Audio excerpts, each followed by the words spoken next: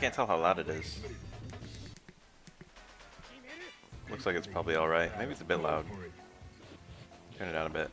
I like it low anyway. I'll ask someone who comes in. Now it looks so quiet it's almost ambient. It's the right amount. Is that confirmed? He confirm it.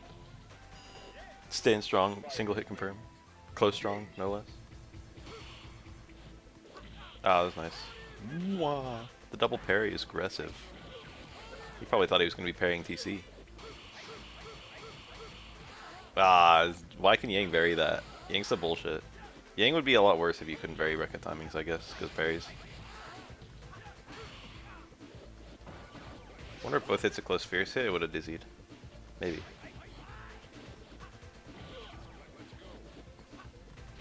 Hi. Bruh.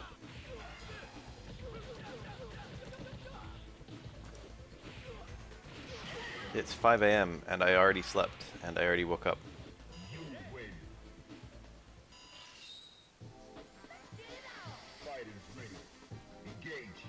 How's the volume? Is it too quiet?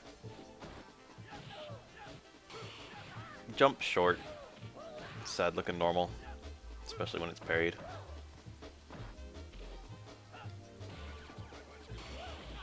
Ooh, very nice. Really fucking high damage and stun on that punish. Then he immediately got low short, but no cancel. That dizzy bar. Oh, why'd you hold it? Why'd you hold it? Why'd you hold it? Ah, if he just hit a button, he would have hit Ken in the middle of his Tatsu motion. It would have been dizzy probably if it was jump strong. Jump fierce or something, I don't know. That's a pretty good punish. You can probably get heavy hook there, but you probably have to react really fast. The thing is, like, you don't know which version of DP Ken's doing. Like, you can block, like, you know, 1, 2, or 3 hits. It's obvious if it's a heavy one. But it's a light one. It can be kind of scary. Nice punish. That's like -7 or -10 or something. It's minus quite a lot. The pushback means it's quite hard to punish for a lot of characters, but Shippu is really good at that kind of thing. Oh, I just realized I shouldn't be here because I should be making fucking Omega Dudley. Or Omega Ibuki. I actually stopped on the third strike characters topically. So for those who don't know about my Omega series, the order that I'm doing them in is the same as the order I had tournaments for them. The Omega tournaments were a fucking thing to behold. They were great.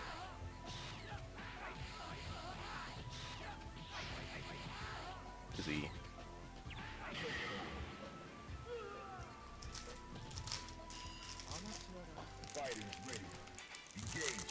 We unlock the characters 3 at a time, and 4 at a time 2 weeks.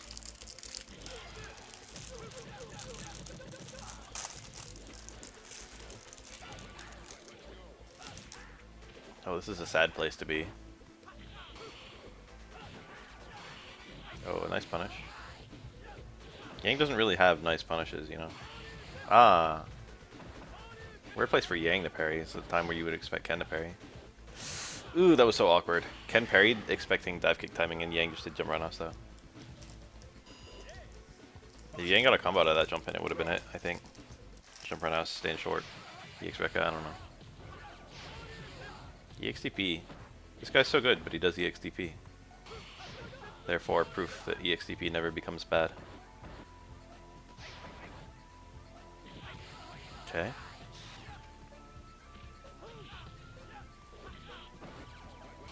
Yeah. Pretty nice punish. On the parry. On the air there.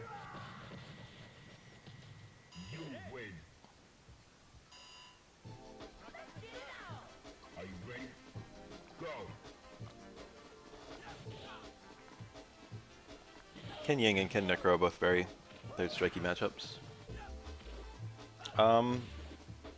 I could not tell you.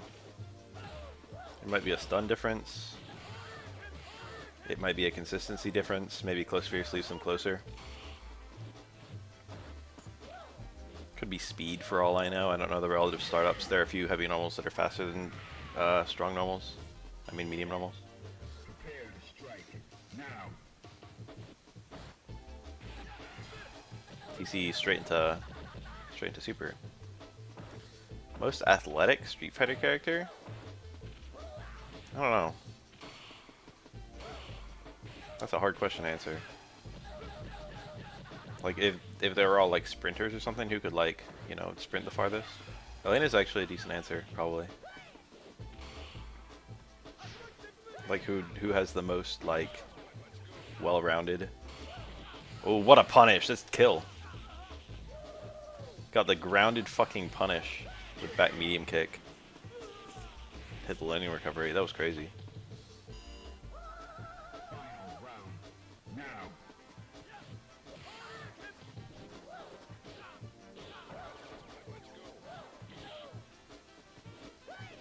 Oh, that's awkward. Ken didn't punish it though. Not so easy to punish, honestly. Easy to hit Necro out of the air. Oh, nice combo. That confirm is really awkward to do. Hi. I didn't even know about that TC for years, and then when I finally found out about it, I hopped up on training mode and tried it out. Like short, stand strong. And it's kind of awkward to do the super motion during the 2 hits. I like failed it the first like 5 attempts, but then once I kind of figured out how to do the motion, I could get it every time. Are you ready? Go. I have slept, actually. I slept and woke up, and I'm feeling well rested. You know when you kind of lose sleep, and then you like feel sleepy way out of the times you normally feel sleepy, and then you go to sleep, but you only sleep like 4 hours? I did that.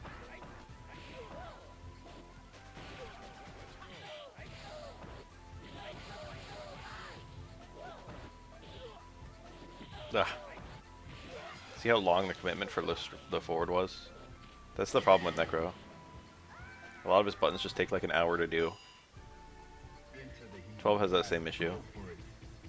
If your attacks have a long commitment, there's just a high probability that you kind of get interrupted. They'll sleep more later, don't worry. My body often knows how much sleep it needs. There was a punish there. Maybe not so easy for Necro to get. Especially given that he could have done a 3rd Rekka. 0 SF6 characters will be revealed for EVO because they're all revealed. Are you ready? Go. At least fun.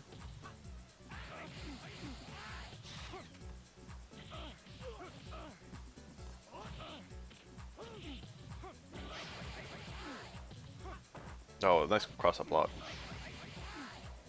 Yeah, I know, I was just making a joke. Oh, he did Close Fierce there. Maybe Close Fierce builds more meter. It's a question for a Yang player. Total mystery for me.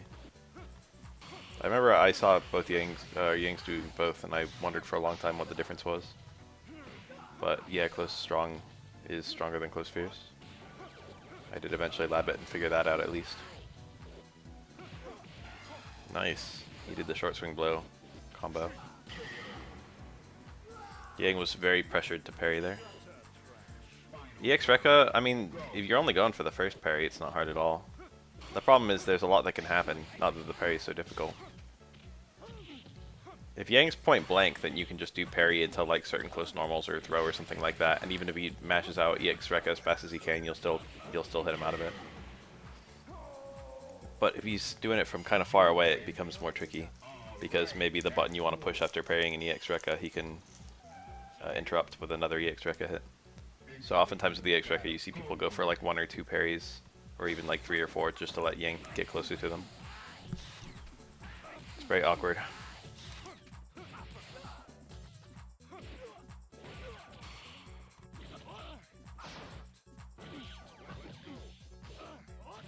SA3 is very stylish. It's got a lot of tech with it, and we don't get to see it very often yet.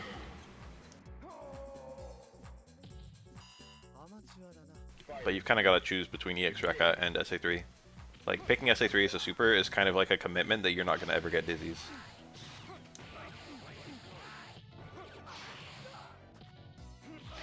The main way to get dizzies is to land several EX Rekkas in a row.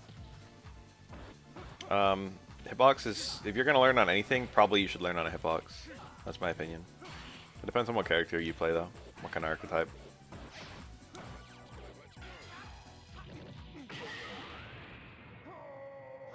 I don't think it's really necessary if you're already good on something to transfer to hitbox.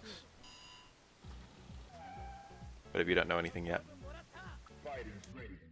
Engage. A lot of damage on that. I wonder if he had another one there if he did EX uppercut instead of regular uppercut. What a round.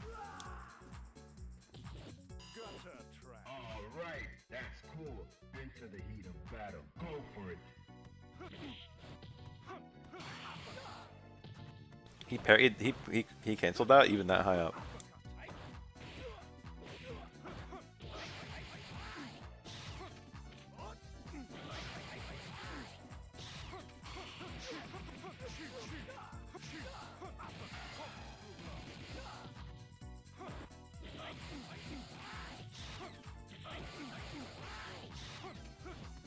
Hi, Azzy.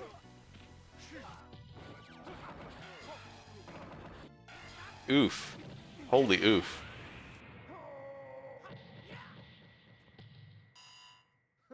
Final round. Go. I'm alive. You might say my life is even going pretty well. I got into my program for the Red Tech thing.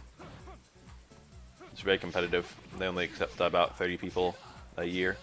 About 200 applicants.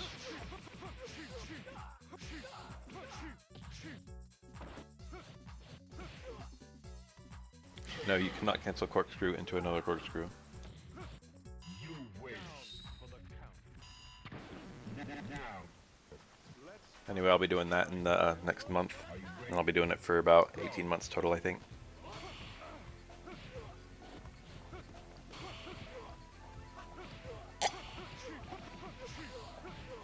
I can't think of a single fighting game where you can cancel a super into the same super. But I can think of several where you can cancel supers into other supers. Are you ready? Go. I guess CBS2 had super into the same super. With like the level 2 supers, right? P groove. I mean, C groove. I mean, that's not really a cancel, but SA1 can be looped. Whoa! He really spent that. He's just like, yeah, I'll win. He might. This is... He could win. Oh, okay. That was a smart thing to do. That forced Dudley to do meaty parry or meaty jump over or something. Now. Which he didn't do, so.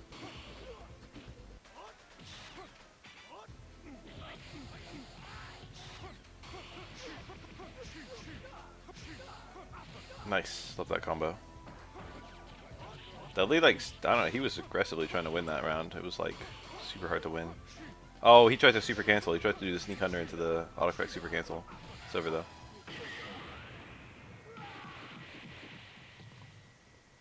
You win. This Dudley's real nice. All the players here are super good. Now. Battle. Prepare to strike. Now. The reversal something got stuffed. What the fuck did he do? Whoa! Sneaky cross through. Oh.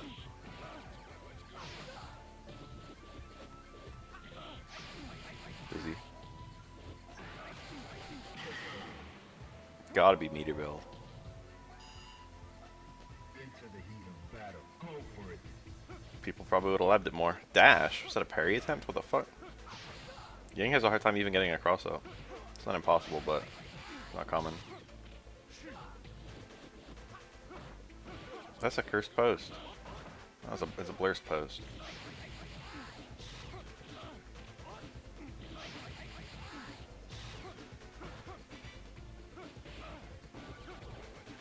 I support body positivity, including squished people. Including squished mokos.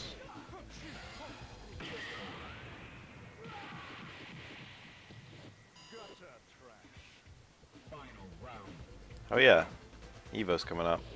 I keep hearing people mentioning it recently, but it like didn't actually occur to me that it's summer. I keep on thinking about Evo like it's like a year from now. But it's like a week from now. Shit. That'll be kind of hype. I could get my friends together and we could all fucking watch it. Except I can't because I'll be probably working. I guess I could just be conscious during the fucking day, since I doubt it's gonna go super late. Oh, I'm already being a fat fuck. I don't want to fucking celebrate with Caney and shit like I usually do at Evo.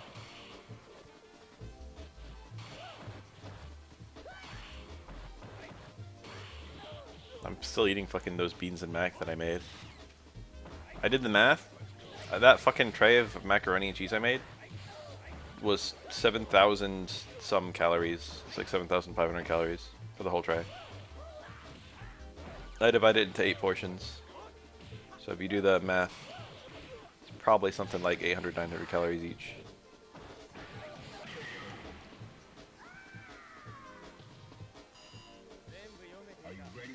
That's a lot. It's like a whole meal.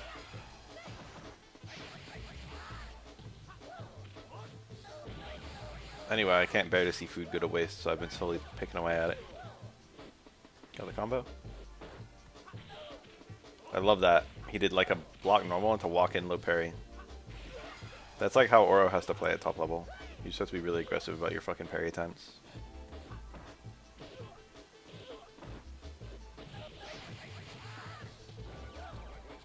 The jump out of the command grab. Necro has an awkward time with that, because his jump is kind of committal. He goes really high into the air. You can just do jump into instant drill, but that's kind of committal in a different way.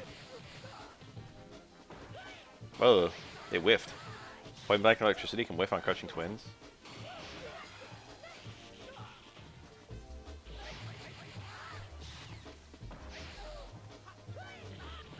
I'll watch KOF 15 and Street Fighter 5. Is he? Yep. Did he not have meter? I can't even imagine why someone will go for regular Rekka and not EX Rekka there. Not to the command grab.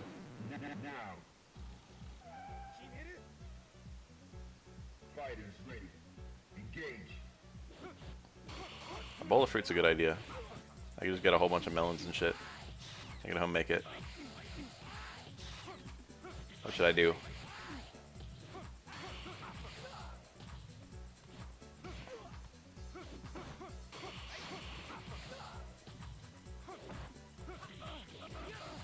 Cantaloupe. Honeydew. Pineapple? Watermelon? And then maybe grapes. I'm not committed on the pineapple.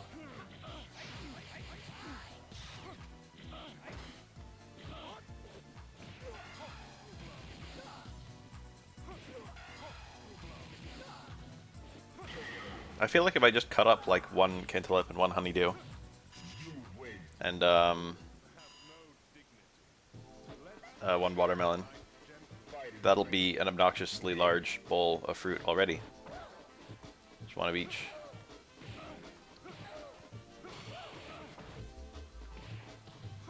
I don't know if I have a good knife for cutting a watermelon.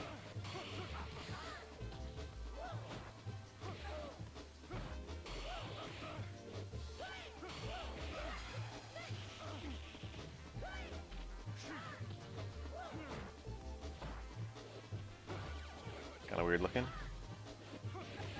Oh, he should have done it. I should have spent it. Oh! That was a good parry. Unfortunately, he needed two.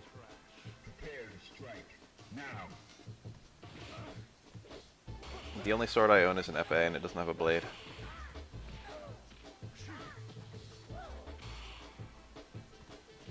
It actually doesn't have a point either because it's an electric FA.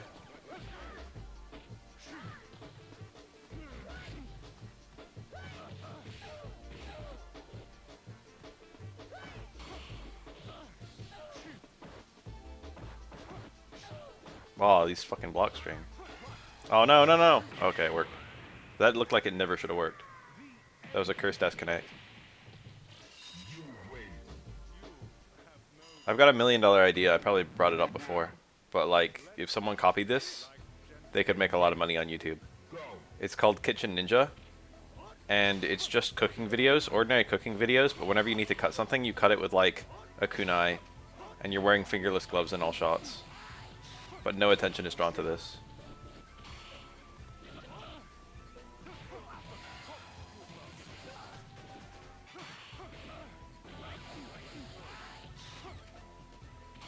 Just do your best to make it look like Sasuke is doing home cooking videos.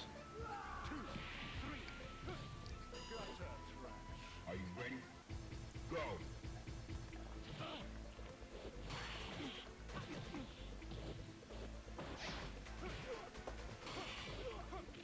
Wow.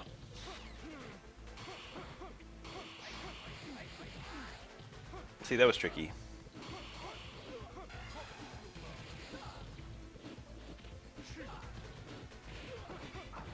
He could have confirmed super off of that towards forward. Oh, and that one.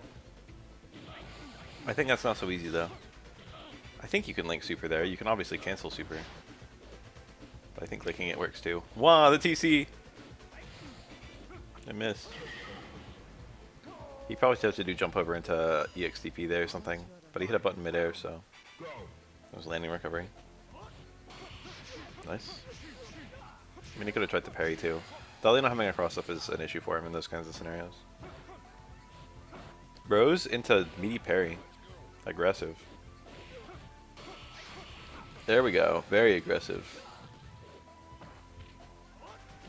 It was hard to win. Oh, the fucking parry. It was a blue parry too because he waited so long. How beautiful. You win. Prepare to strike. Now. Oh no. What a jump in.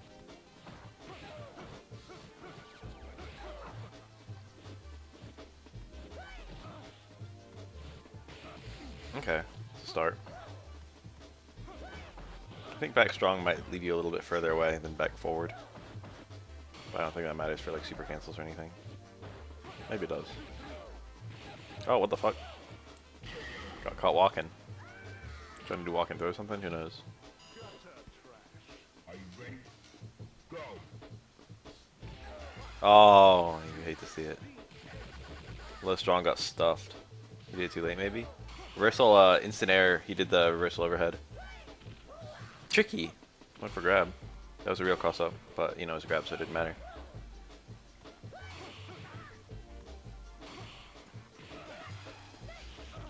Okay. Still winnable. Never mind. That was like short forward link super, I think. I think Dudley has a TC somewhere that cancels. Maybe like strong, jab strong, or towards jab towards strong or something. I think in SF4 he does. I don't know if he does in this game. There's a couple TCs where he can link a super, but a lot of them kind of rely on a late connect.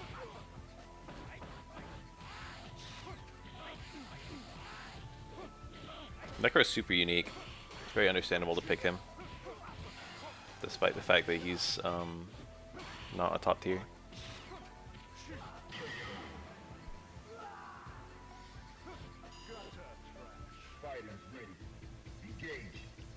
Necro doesn't like get worked by the top tiers though. Like he loses some matchups. Oh, this might hit. I didn't expect it to hit like that. I thought he would just have to parry it on the way down. But he got hit by like the fucking cross-up hit. Weird. No one's gonna parry that. Cut the walk.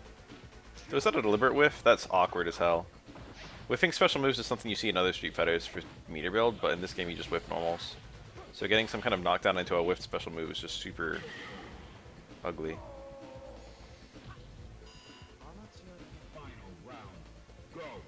I agree.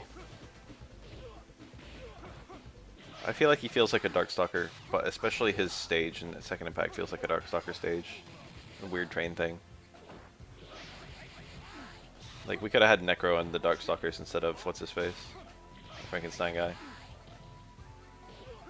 I've seen a decent amount of Darkstalkers, and I like never see anyone pick that character. He must be bottom tier.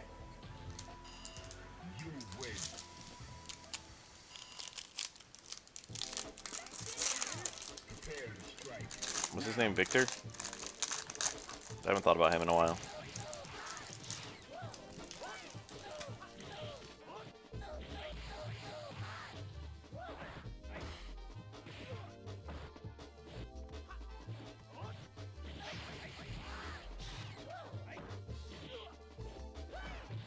That'd be pretty cool to see a Darkstalkers 4.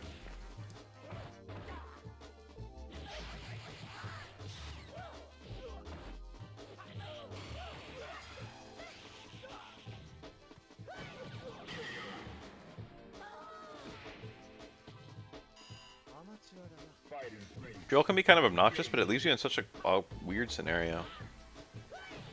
You wish you could just combo from it. You can, but it's very hard. Very context dependent.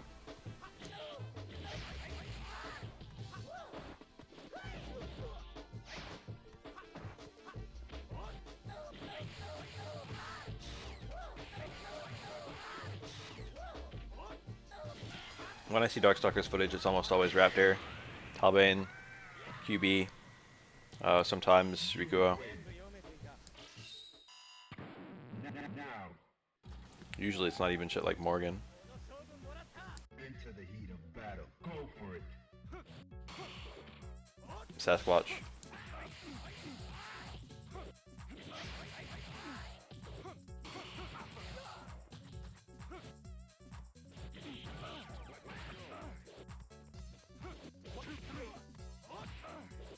That cross up hit. Oh, Jedi. I see Jedi sometimes.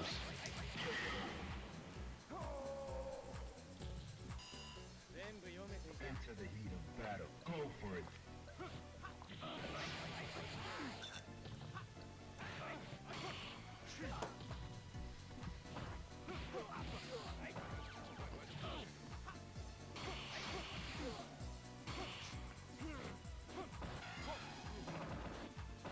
Ah, missed the punish.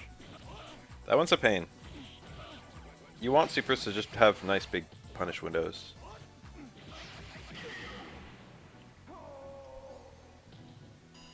You win. Dudley doesn't need a super that's occasionally safe, or, you know, occasionally not punished more accurately. Same with Ken. My favorite supers are the ones with the parry at the end, where you get a punish if you get the parry. Or rather, you get the punish either way, but you get a big punish if you get the parry. That's kind of fun. Like, yeah, it feels bad when you miss the parry on the last hit of Chun-Li super, but normally it feels good. Hermakoto SA2. Getting the parry on the last hit of that, it's fun.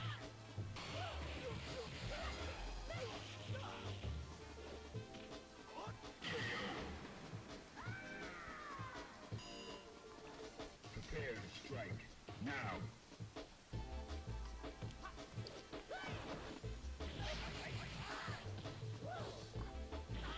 What's balanced is discussed a lot in fighting games, but what's fun is not discussed as much.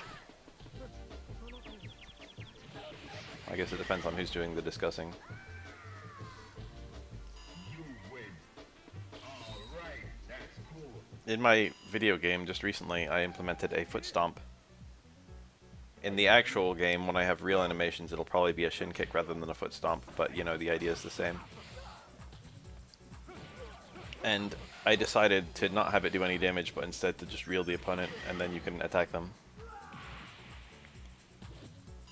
And I thought that would be more fun The heat of battle. Go for it. than just having the shin kick do damage.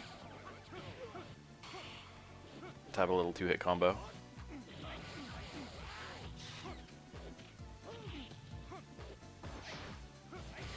What a palm. I do. Not often. What happens? Whoa. What was that? Some kind of weird execution error. That was like almost a kill. Oh, this is a kill.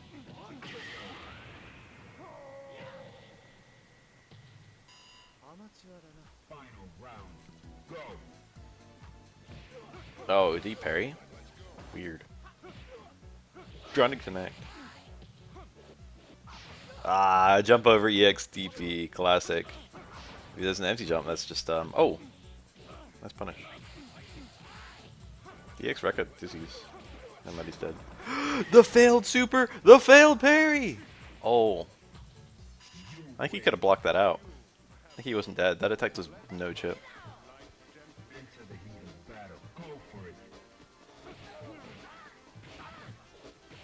Is Checkers perfectly balanced? I know Checkers got solved not so long ago. Was it solved by a draw? I thought it was solved by one side winning.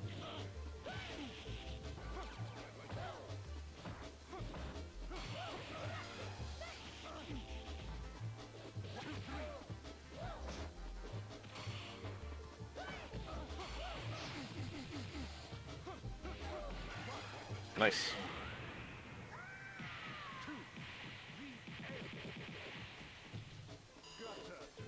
Prepare to strike.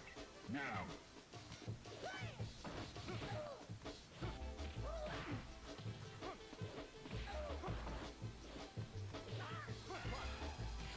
I guess it just always does that, huh? Look the same way as it did last time. Still worked. You don't usually see that with SA1 Dudley. It's a very common setup for SA3 Dudley.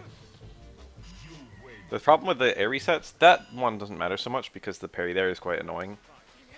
But the problem with air resets into super with SA1 Dudley is that it's easier to parry and then get a huge punish.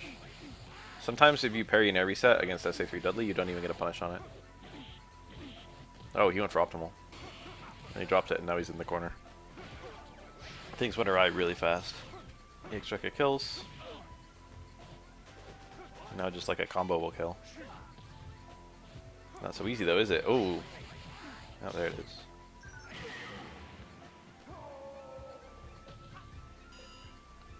Fighters ready. Engage. Very nice. Wow. Is that a universal overhead I saw? Yang did something. Close fierce. That was bad. They're both bad. It was a terrible thing to do and then a horrible punish. It was like a really high version of cross counter too. He was there for a while. Oof. I'd have died too. I hate parrying repeatedly. Final round. Now. 2 parries is common for a Dudley meaty. 3 is weird. There's very few things Dudley can meaty you with that require 3 parries. Okay. Universal super. I wonder if that was neutral throw. What it is, eat him.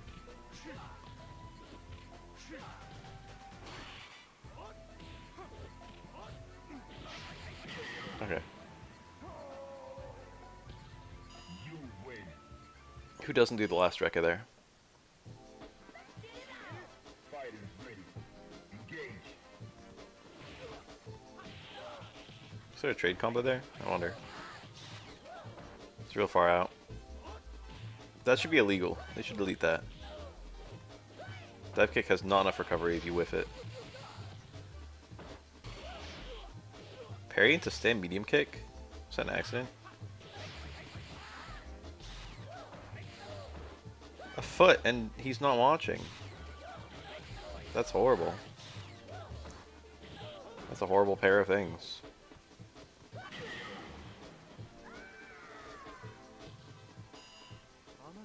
Fighters ready. Engage.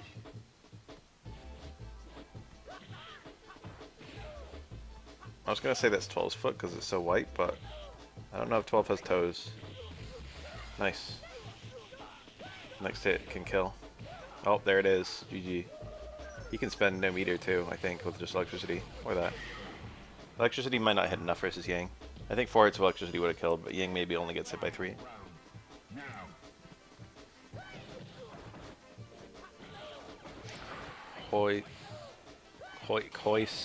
Hoisin witches. So like a croissant sandwich. Is that what's going on there? A croissant sandwich is based.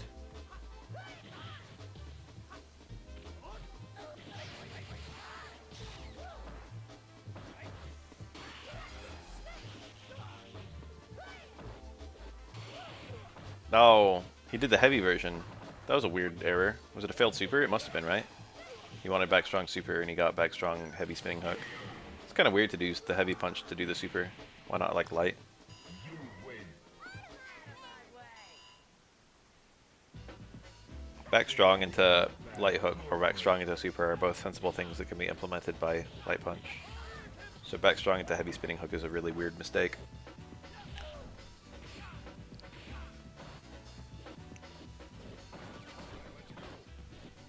Heavy spinning hook is pretty damn slow. Whoa! Ah, he missed the punish. That's so annoying. Why does light DP recover that fast?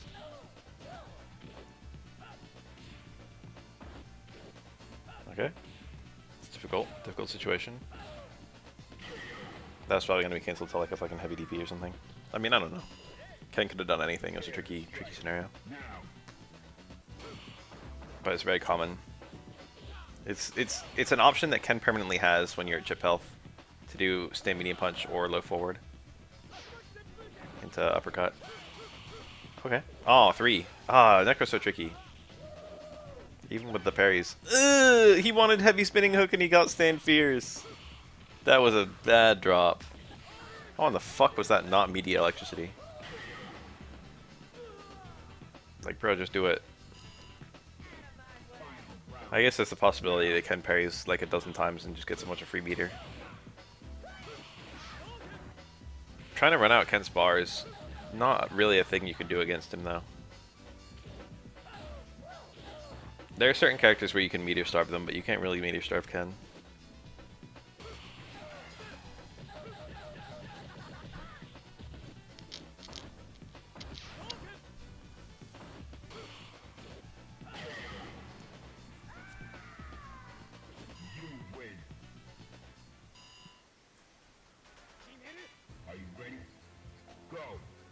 My cat has decided it's the perfect time to be big sad. At 5 AM. Tell the world how sad he is with loud meows. Oh, the trade. He really likes spending meter on EX. Maybe Ryu has good EX moves. They're decent. The Ryu throws lots of EX fireballs, and EX Donkey is used in a lot of post parry stuff. The other two, not so much. Elena likes using meter in like her punishes, maybe some in neutral. A lot of Elena players don't even use special moves in neutral. It's just like normals. That requires the car, doesn't it? Maybe not. He did it from close strong. I feel like that requires the car. On twins. Maybe it doesn't. Nice. Whiff punish.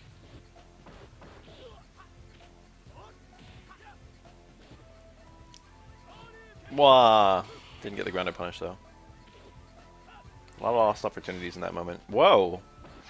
Is that a failed wake up? Like, I don't know what the fuck that was. Ah, skills.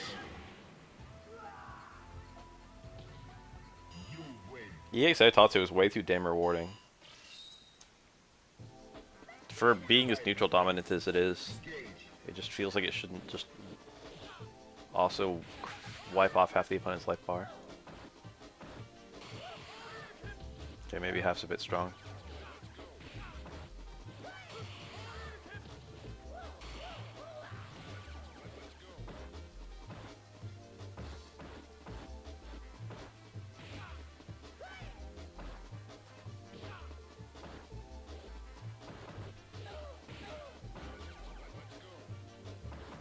Whoa.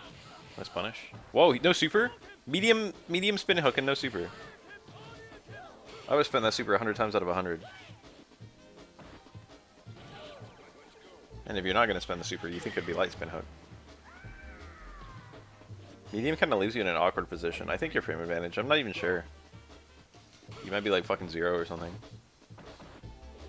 But it leaves you like right next to the opponent.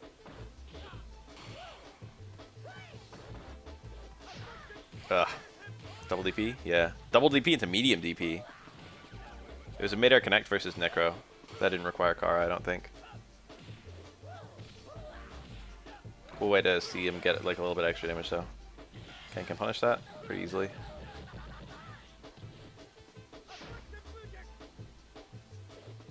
Nice block on the cross up Tatsu. Ken had no follow up there, I don't think. Maybe he had like some. Whoa, the red parry! That was crazy.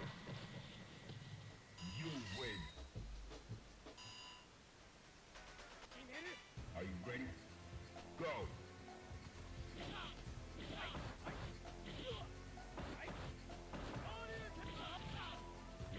Whoa. Whoa. Optimal. Ghost Fierce only hit once. Sad.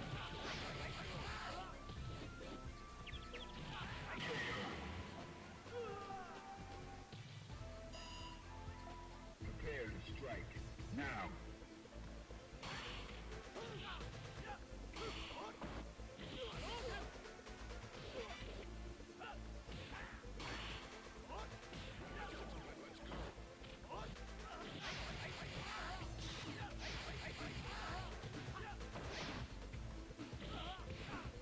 Ugh. Dial combo? Looked like it did. 11. The super is 9 hits, so yeah, it did.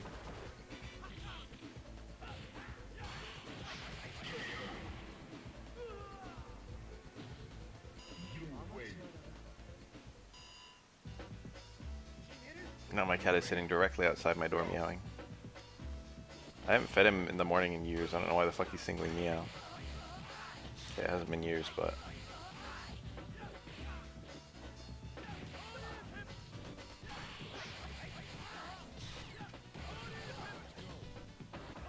What the fuck?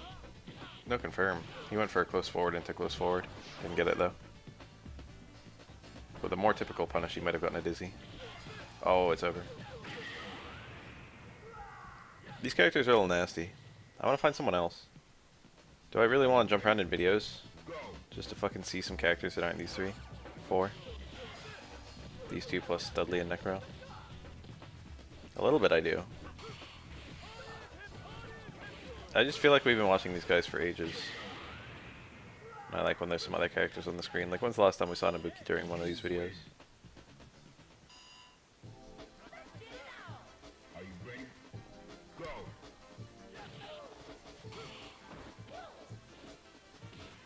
At the same time, that Ken is real nice. Ken is a frequently played character.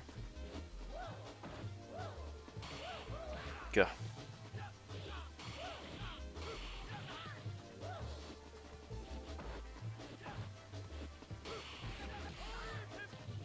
I think he had one attack into double DP there, perhaps. That's normally what you see in this matchup. Oh. Hi. Fighters ready.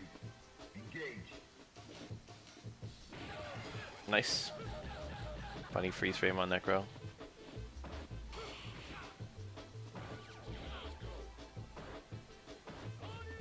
Nice punish.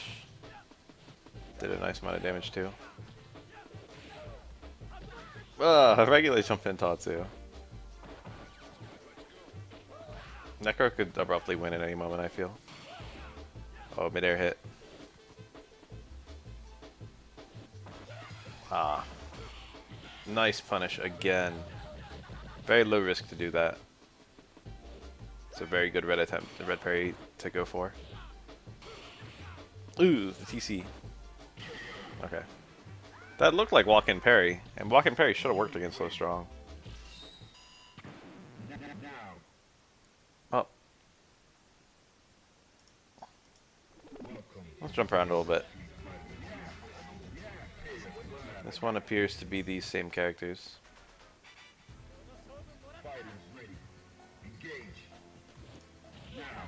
What about this one? Oh, baby, here we go. That's what I'm talking about. We got Sei Embu and fucking Urien. Does Ken need car DP? No. Ken is a top tier character without car DP. The thing about car DP is it's not something you can just do in every punish.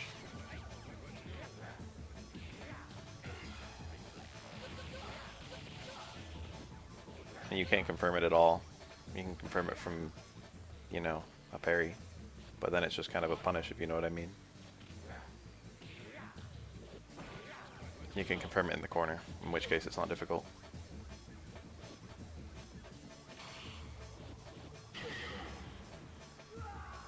Sei Embu Yang is kind of hype. Maybe we'll see him do it. Maybe this round he will activate. Alright, we got an unblockable. Bit awkward. He didn't get the positioning we wanted. Activate? Yep. Kind of a weak Sei Embu mix up. It's rare that you see Sei Embu fail to open the opponent somehow. The thing is, if Yang went for a jump over, it would have been a cross up. And he would have gotten some kind of good schmicks. Some kind of cross up unblockable. But, oh, here we go. Oh, he's just going for the resets. He doesn't want a completion. Throw? Yeah, throw. Good reply.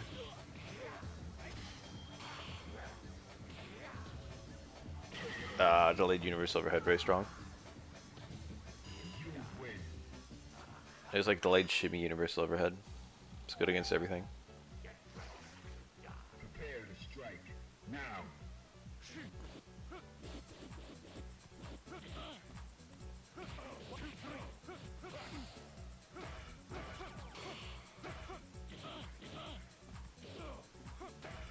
Nice block. That detective flew there and died. Cool gamer fact, Urian has a bit higher HP than most characters. Wow. When that gets hit, it gets hit airborne, but it didn't matter there. It's not invincible, this ain't SF5. And actually, it's not invincible in SF5 either. Yo! Aw. You didn't get much of a conversion from it, though. You can get huge damage. You can get 50% of the opponent's life bar there. Nice parries. And Urian players always do that exact sequence. If you do that kind of jump on that kind of fireball. Nice. RIP this Urian. Double DP! He went for it! It was the right play! I'm crying. Double DP kind of picky. Oh, the taunt. Stay safe. This could turn around. Oh, that didn't look like that's what he wanted. I think he wanted the mirror to hit, not the tackle. Whoa! It's not kill yet. It's close. Oh, that's kill.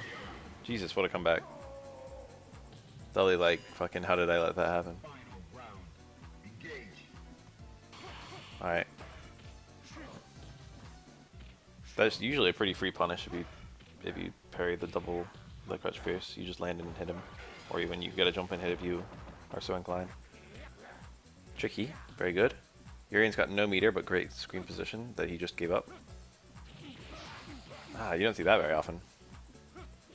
It's kind of better to have the meter.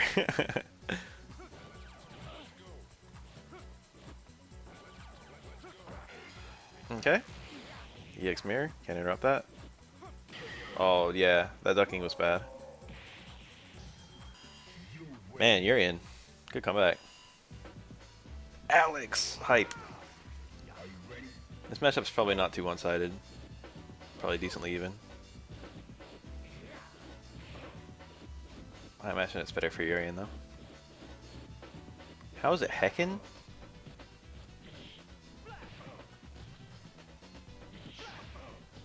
Close medium kick. Meaty? Oh, back fierce meaty. Aggressive. Is that medium chop? Medium chop is a poke. He hit something. Didn't combo. The TC into tackle. Oh, this kills. Okay, it didn't kill. I thought he was gonna go for like a bunch of tackles, but he just didn't.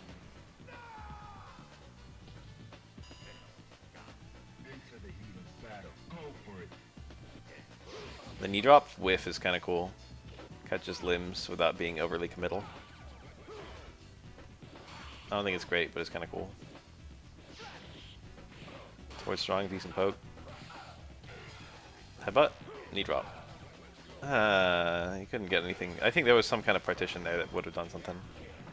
Not a great mirror. But he's almost got a third one, so it's whatever. Yeah, just spend it, fuck it. Build some meter. It's really hard for Alex to win at this point. It's about to be a lot harder once Urian gets that bar. Or that. That could also happen. That was kind of committal. You can react to that. And it's not a hard parry. Oh, here's an Ibuki. Oh, is that so? It's very good for Oro, but very bad for Urian. That sounds right. So anti-air tackle and DX tackle is picky, or maybe it doesn't work at all or something like that. There were a couple times where I think he had that and he didn't do it.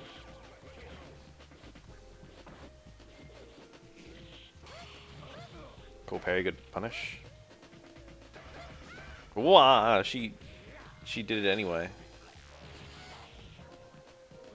EX knee is not commonly used because it's reactable.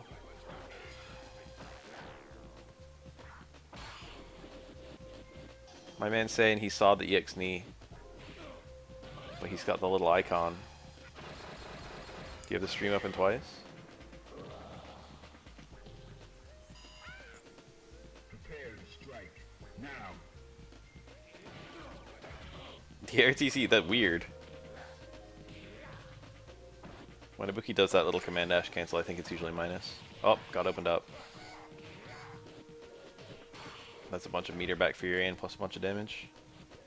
Great positioning, terrible meter. Great positioning.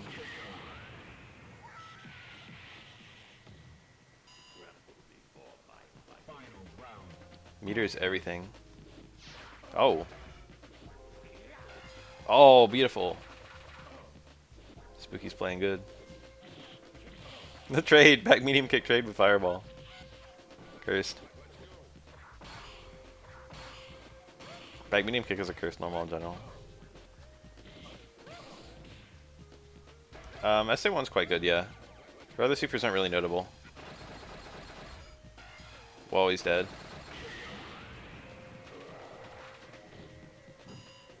Didn't even try for the parry, hello? Both SA2 and SA3 are 1 bar, which is kind of a pain. You prefer your super to not be 1 bar, unless it's really good.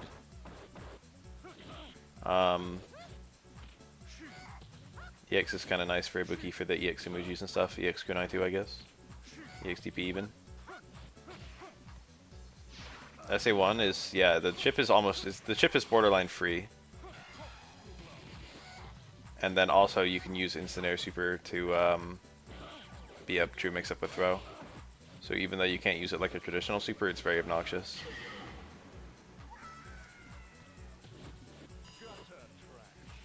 And then combine that with all the fucking EX you get.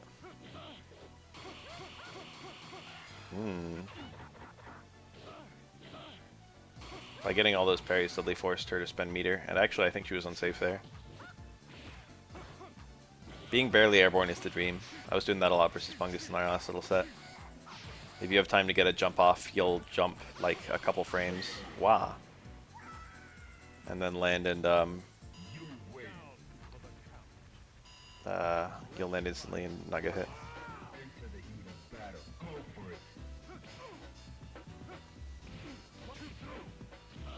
You should jump around house. Oh, big punish?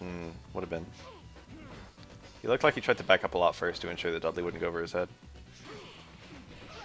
Nice punish. Alex gets a lot of damage if he ever hits you. Dizzy. He spent the bar. He had to get the stun. I love stuff like that in this game. Dizzy optimal routes versus damage optimal routes. Versus super routes, stuff like that. Having your combo just break into multiple different things. Oro has a lot of that.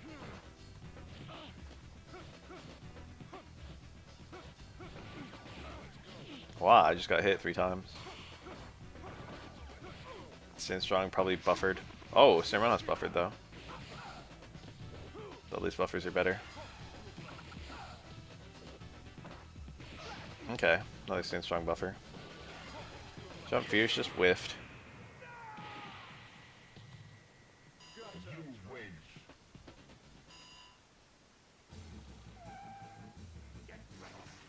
Urian's one of my favorite characters in any fighting game. It's very fun to watch him. He's like a Guilty Gear character just vibing in Third Strike. But like old Guilty Gear. Back before it was all complex.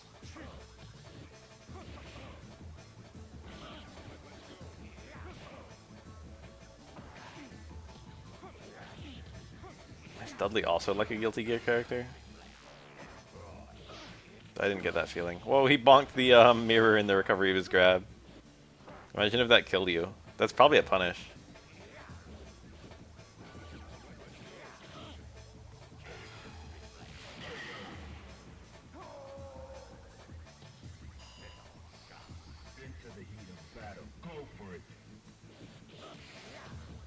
Having your own successful throw get punished by the opponent's setup option. It's like fucking MKX. Oh, the red.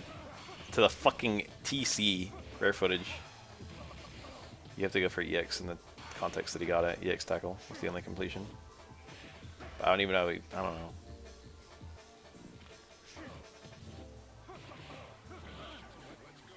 I wonder what the public opinion of Urian is following SF5. I think before Urian was added to SF5, there were a few diehard fans of him, but it was like most people didn't really know anything about him. I don't like that. Oh, it actually ended up being kind of good. Okay, we got something out of all that.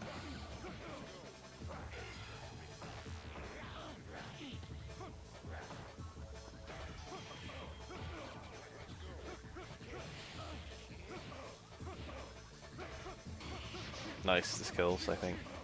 Should.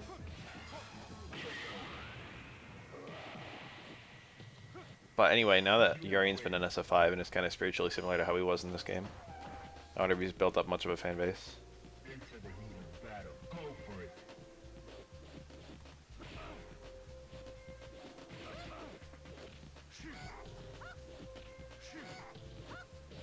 Oh, it looks short.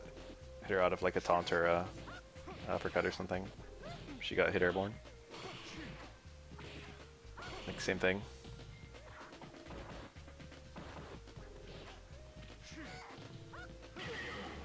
I feel like Urian could be one of those essential charge characters. In the same way that Guile is, or maybe Chun-Li.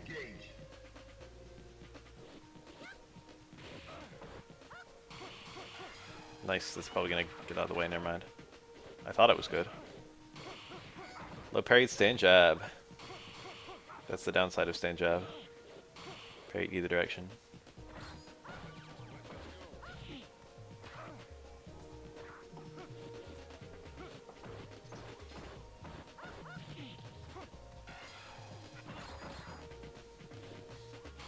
I wonder if ABI or whatever is going to be a charge character.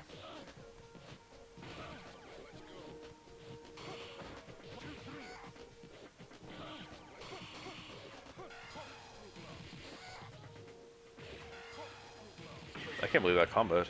That didn't look good enough to combo. 6 hits. That was like standing Ibuki too. Fighters ready. Engage. Stand fierce. The sub. The hello. Oh, big damage. Letting Chop hit is like a... Chop is so hard to land, it feels like it should be more rewarding. Medium and heavy Chop, that is. Chop just needs a fucking overhaul. It needs to be like SF5 Chop.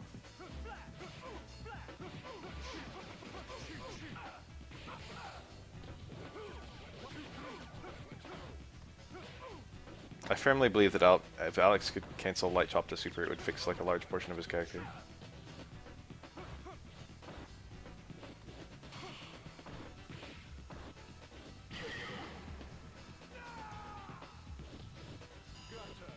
I like Vega as a charge character because it feels like you have to choose between the mobility and the special moves. And he's been like that in several games now.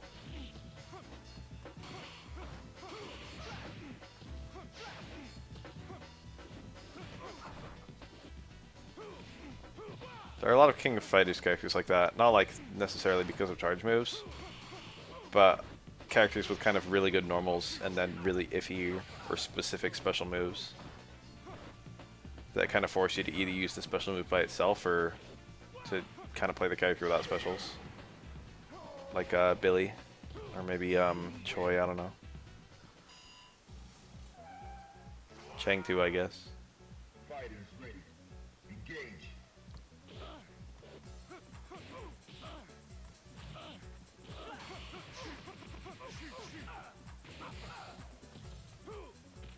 Looks racist. Wow.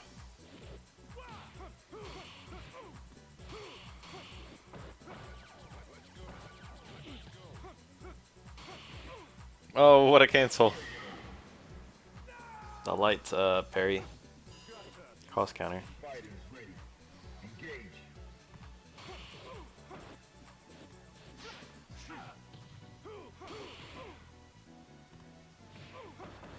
Oh, he got the connect, and then he tried to reset.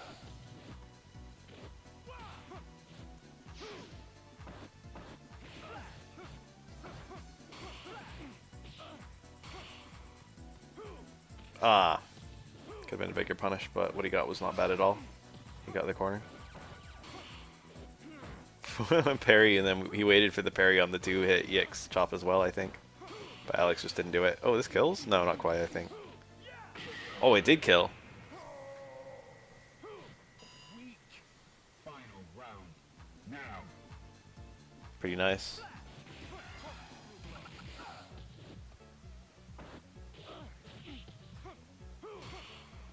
One hit only. Actually hard to punish. Maybe impossible in that context. That wasn't even a true block string. What a punish! Alex fucking reversal options. Not so great. Technically you can reversal all three of his supers. And a neutral jump like that will punish all three of them. And then his other reversal is parry.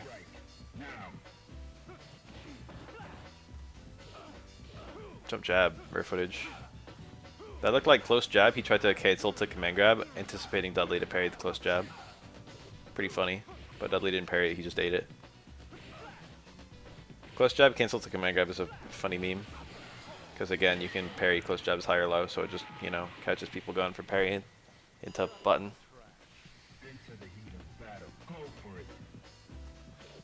Okay, dash car throw, I think.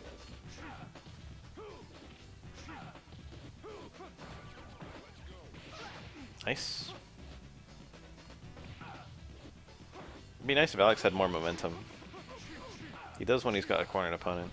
Wow, no quick stand. He would have had a punish.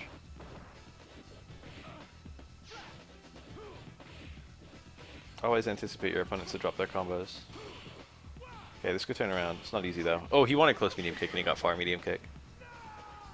The parry would have worked either way, but that made it even worse. Because there's no threat of a cancel.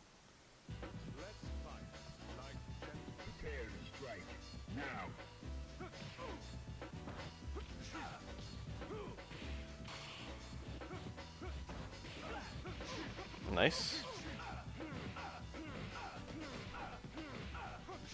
It hurts so bad. Oro gets hit by those two.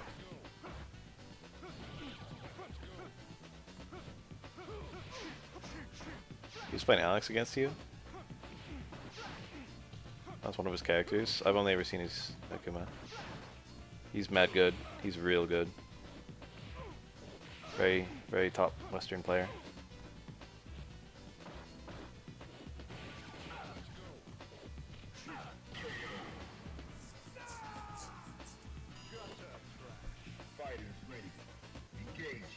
It's 1 per hit. Or rather, it adds 1 to the juggle count per hit. Dudley can do 6 in a row if he wants.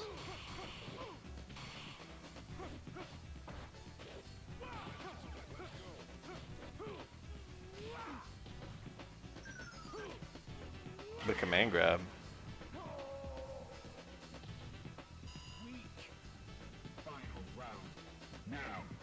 Yeah, it really feels like it should be 3, but it's 1.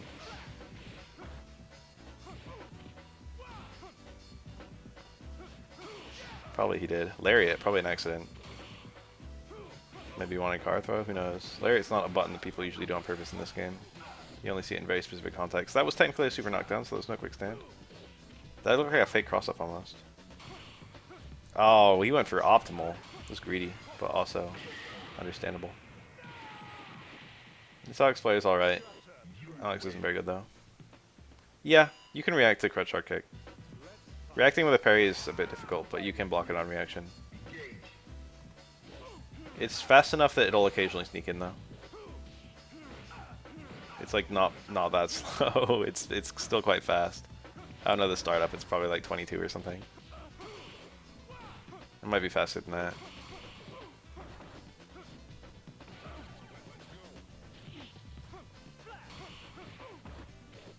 But Dudley has several good overheads and several good lows. Yeah, Dudley can't just stand in place and do down hard kick. He's got to walk. The walk is not that precise. I think it might be precise on particular characters. It's a much bigger walk than you would think. But it's not, it's pretty lax. It's not pretty lax, but like, you know, it's not one frame. The fucking EX stomp. You just always parry that. It tracks so Alex can't use it to cross you up. EX stomp is only good in very specific scenarios.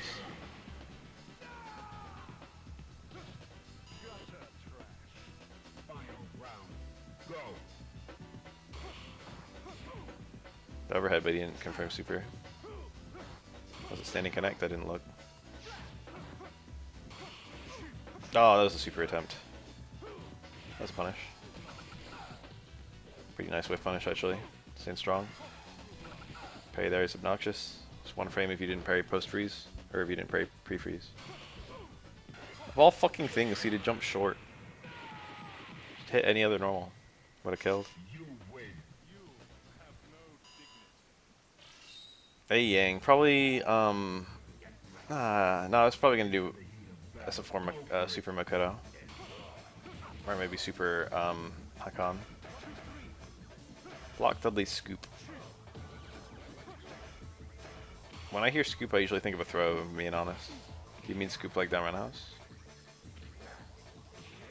What scoop are we talking?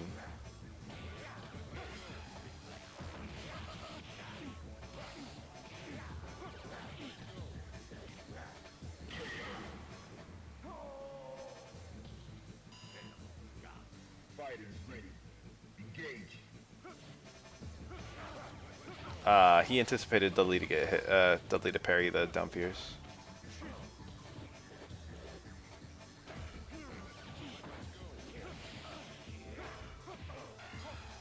That's kind of funny that you can have scenarios like that, but most characters actually have that. Where you have an anti-air where it loses if the opponent just gets hit. But it works if the opponent parries one hit. It's a very amusing scenario. Like Shotos can do like anti-air, like close fierce into light DP, if the close fierce hits, or like into heavy DP even. If the close fierce hits, the heavy DP just whiffs and you're punishable. But if the close fierce is parried, then the heavy DP might catch them.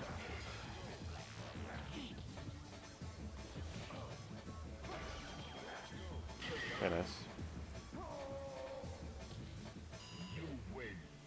I think down roundhouse loops don't work on everyone. For Dudley. But he's got variations for every character. It's not like you have to combo to itself. Sometimes he does down roundhouse into light machine gun below. Sometimes he does down roundhouse into like, I don't know, walking towards forward or something.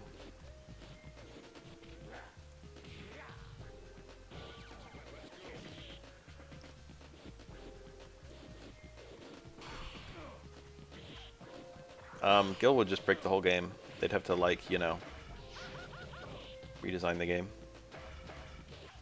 That was kind of cool. She did 3 walk-in jabs, and just to get him high parrying. And then when he would have gone for high parry, she did low short EX. Sumuji. This probably kills. Never mind, throw is not the option to kill her. I would have gone for just an unblockable.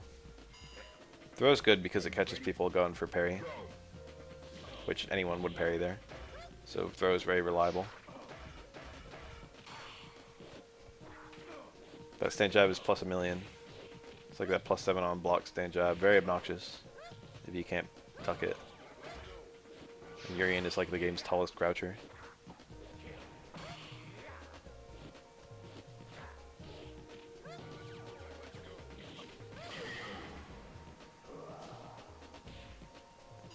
Neutral throw, if they don't mash, you're kind of doing neutral throw forever. So the mirror might have dissipated. I don't know. Maybe it wouldn't have. I actually don't know the juggle state on that.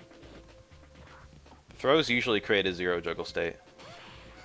And then the mirror adds, I think, 1 per hit.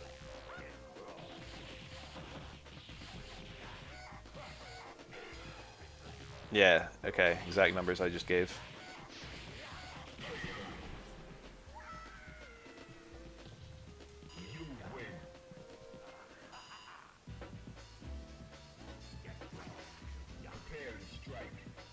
I think all the throws that you can combo out of are JP0, and that's like the only way to have a JP0 launch.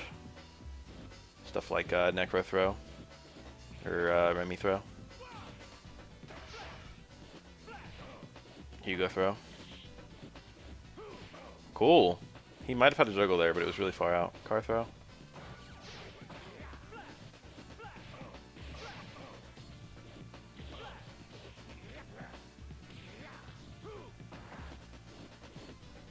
He tried to he blocked the crutch fierce and then tried to stand strong punish it, and the stand strong whiffed.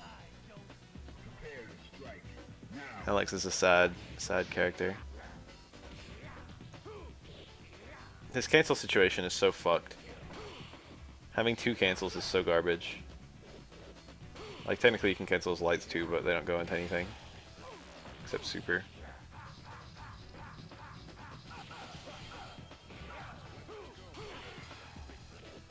I didn't know that.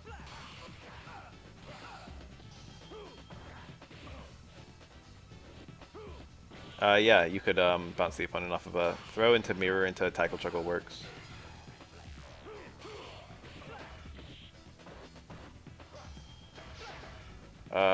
Getting the opponent to... No, probably not. You'd probably add more scaling doing something like that anyway. Urian, if he dizzies you, his combo will probably just kill you, honestly. He has a hard time killing or dizzying you without also removing most of your health. Final round. Go for it.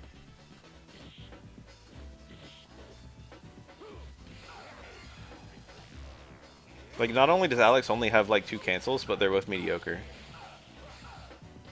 But they're mediocre for different reasons, so you gotta be really choosy about which one you pick.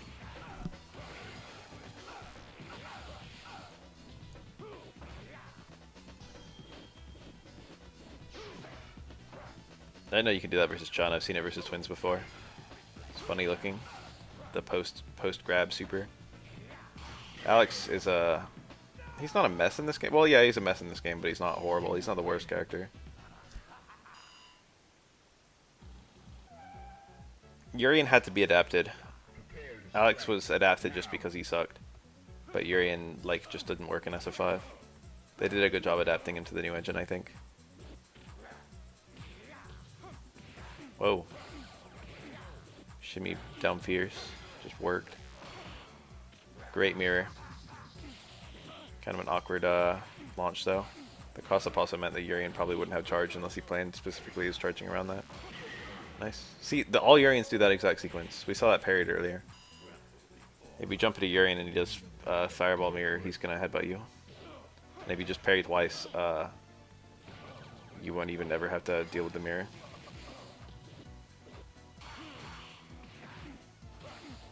No. I mean, it's annoying. He doesn't really have, like, ways to kind of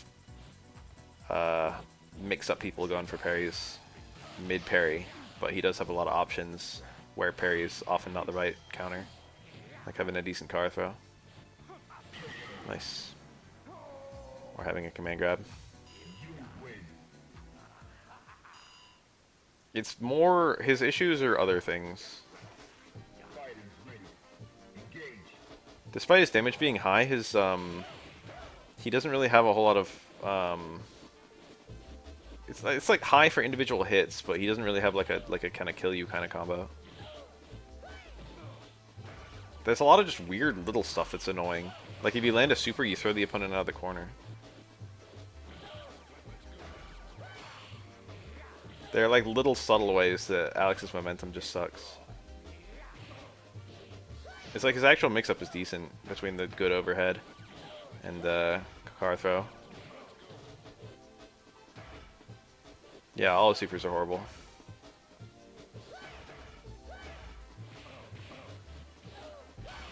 Hi.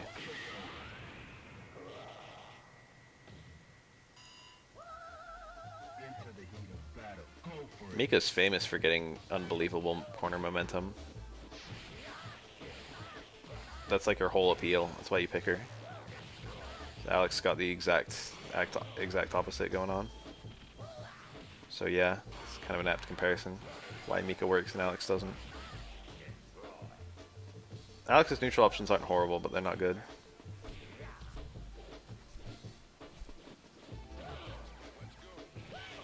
Oh, that was a super confirm. You can buffer your electricity into super and neutral. And if the electricity hits a normal, the super cancel comes out. He didn't do it. Low strong poke.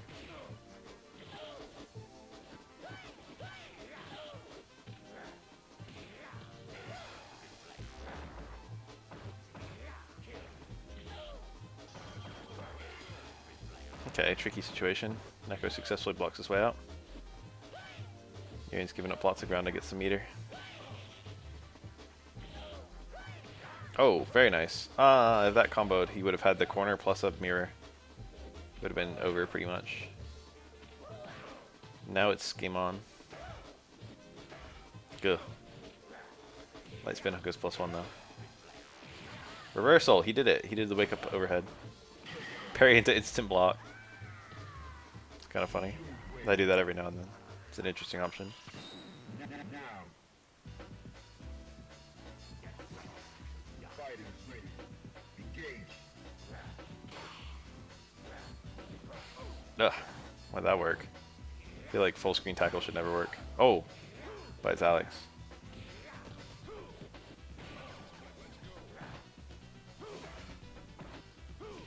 Okay, that was a juggle. He got anti-air, that's one of the scenarios where you can towards Fierce. It's free damage, he missed it. Anti-air, slash sub on a cornered opponent, it's like JP3. I think, or JP1? You would juggle anyway. You just land into that. The JP's all used up. That's actually a good way of showing off how JP works. When there was still JP on the table, even though Alex got air reset, he landed on the mirror. But once the JP was used up, even though Alex got air reset into the same mirror, he just fell through it and hit the ground because the JP was all gone. Whoa.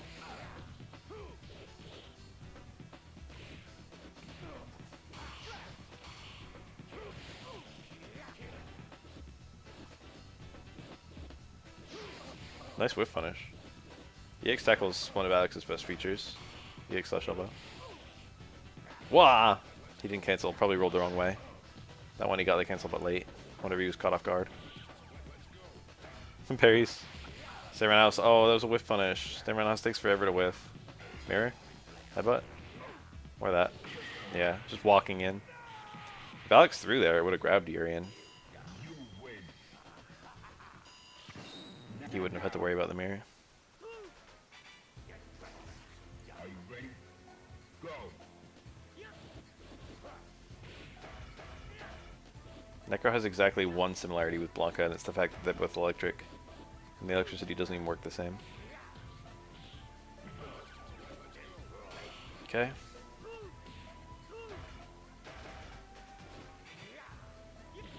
Snap run us poke. Oh, what a confirm. It's kind of fancy. He activated pretty fast. He could have put it off a little bit, got a little bit more.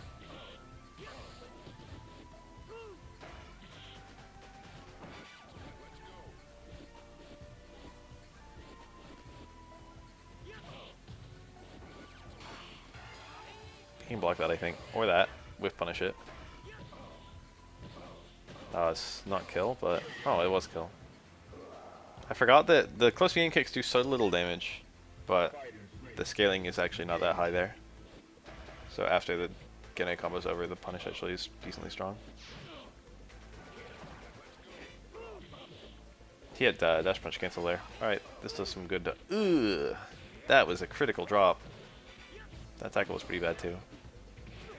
Gene ran out right before the fucking... he inputted the shoulder. Kinda unfortunate. Should have been a launch, but instead it was a block tackle. Block shoulder.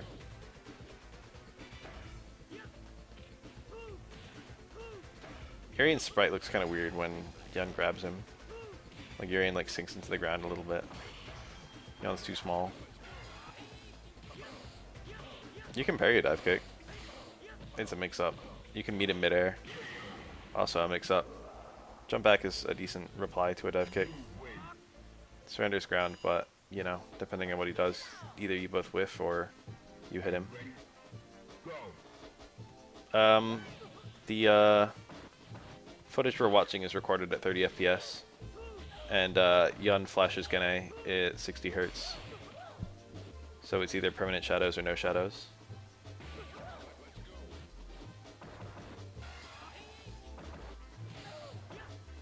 Here we've got permanent shadows. Yang's decent, and by decent I mean Yang's like top tier. Well, he's not top tier, but he's like high tier. Whoa, the back throw. People put Yang either at the bottom or the top of high tier. Just depends on who you ask. I don't know where I'd put him. Probably closer to the top of high tier. Yang is like number 6 or 7 in the game in my book.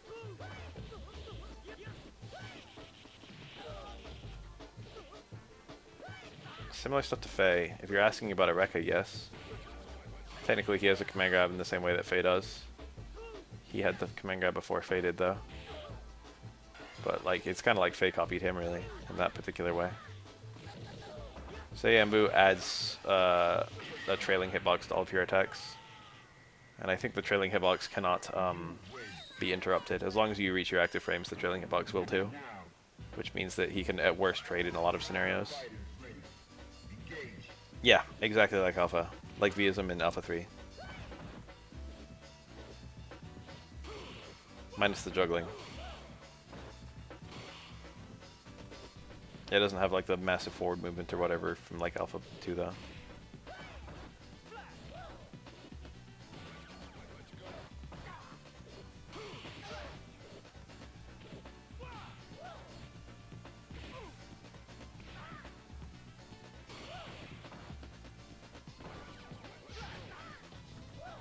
Or S3 Stun Tengu actually does the same thing as say Ambu.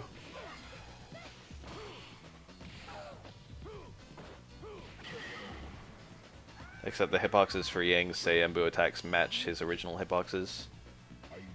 And Aura Stones just kind of move at the opponent. Oro can have scenarios where his attack hits but the stones whiff. Most famously versus like, you know, Universal Overhead versus some crouching characters. The stones won't combo after the Universal Overhead. Which is a pain in the ass. Yeah, you don't have any JP. Well, you have normal JP. The Shadows ruin your GP, I'm pretty sure. You don't have, like, super big juggles. I'm pretty sure say Ambu chips. It might only chip if you do special moves.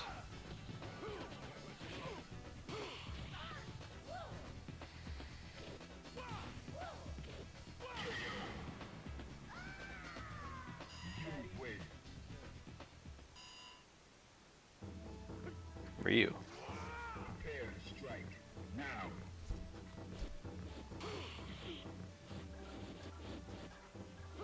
Ryu's kind of hype in this game. I got Gene Ryu.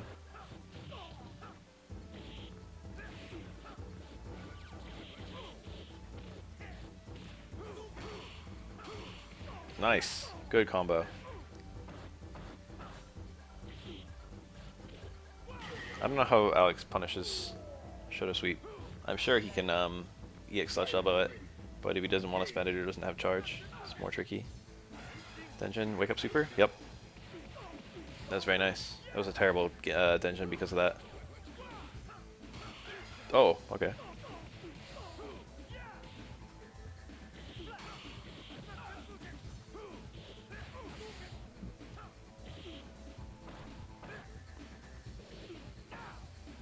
I think Sagat would need to be reinvented to be put into this game. Rose could maybe work.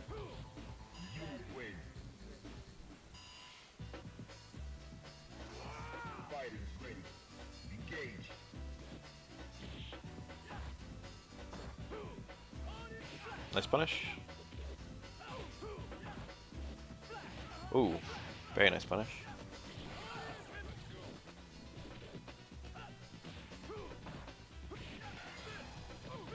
Pretty slick.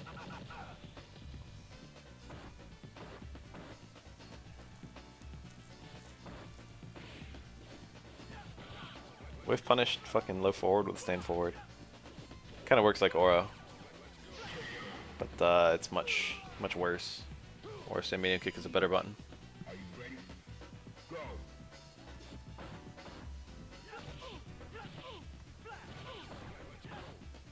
I don't know if I would say any character in this game needs meter to be functional.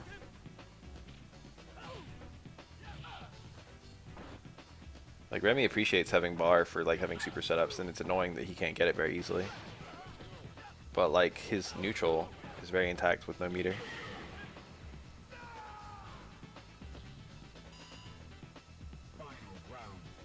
Yeah, I don't think any character in this game I would say is non-functional without meter.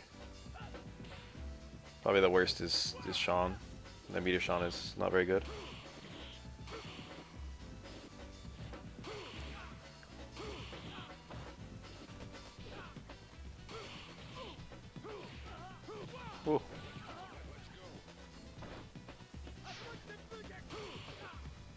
What was that? I like the cross thunder. That was kind of sneaky, but staying around the house? What the fuck was he trying to do? That was such a weird decision. I can't figure out what the motion was intended to be. You win. Into the heat of battle. Go for it. Back to Ryu the hype man.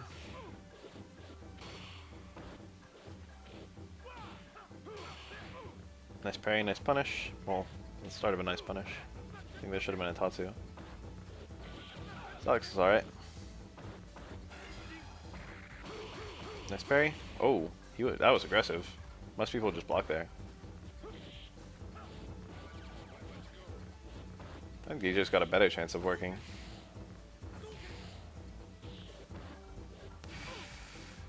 He would need something though. He's got like... He would have nothing to do after a parry.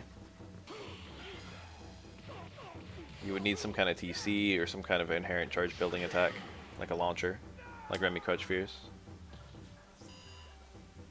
Yeah, DJ wouldn't work just because of parry follow-ups. Apart from that, I think he'd be okay.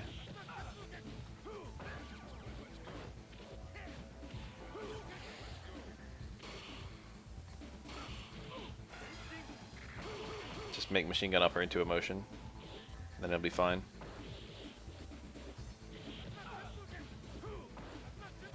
Ugh.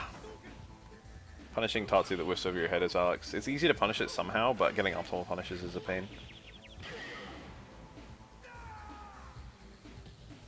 You win. Alright, that's cool. Into the heat of battle. Go for it.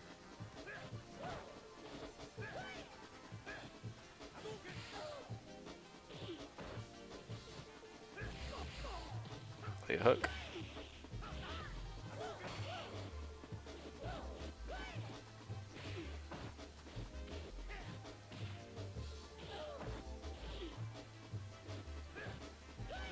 Oh, very nice. The heavy DP.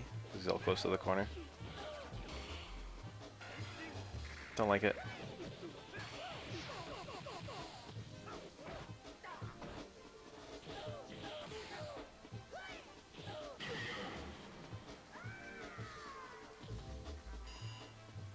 Prepare to strike. Now. Whoa. He thought it was going to be a whiff punish. Super cancel. That was sexy. That dizzy bar is looking like it's going to be a problem for the rest of the round.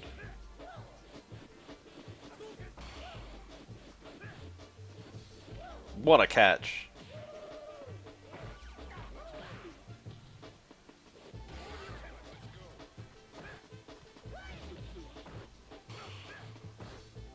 The overhead. It whiffed.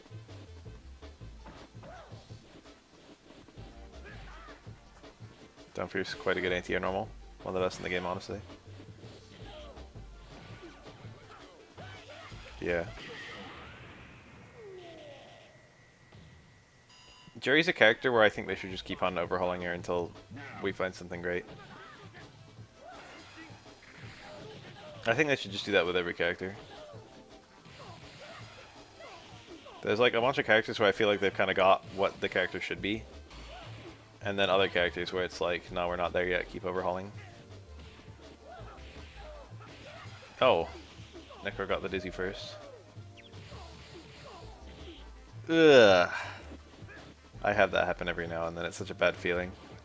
You just have a kill combo. Ryu can win now, especially if he gets a Denjin. The Denjin can dizzy. Okay, never mind. You win. Are you ready? Go.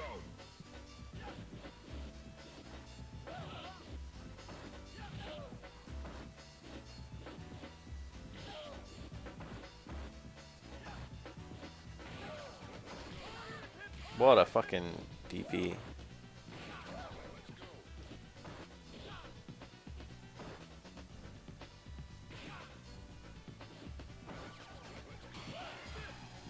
What? He didn't commit yet. Well, he went for red parry? Holy shit. That was bold. You can parry the third hit of that super and then jump. That was really aggressive. No, Necro wouldn't even do that. What the fuck? Why'd he red parry? I guess you can red parry on any hit. Red parrying in the third hit is fine a time to do it as any. Necro has to parry red parry to get a heavy hook. And heavy hook is worth getting. It's significantly stronger. Whoa.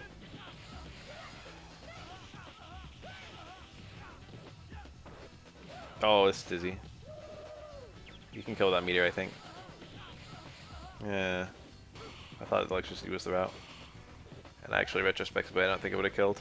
But I think it would have came closer than what he did.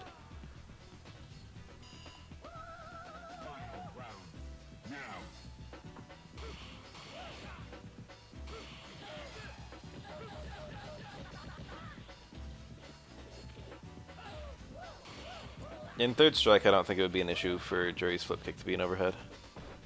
In SF5, I think it would be busted. But in third strike, you know, you got shit like Elena Light Mallet Smash.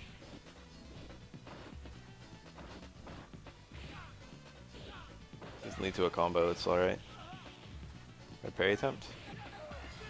Really nice punish.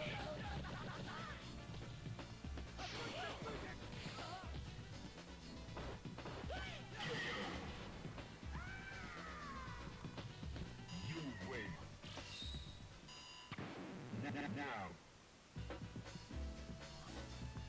Prepare to strike. Now.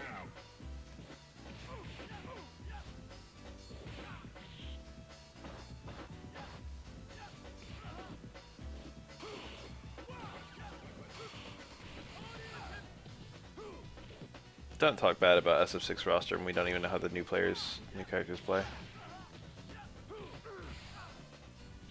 Honestly, it could be pretty cool anyway, just depending on how the system mechanics affect existing characters. Wow. But if you're one of those people who picks characters based on design, then I guess it could be sleepy emoji.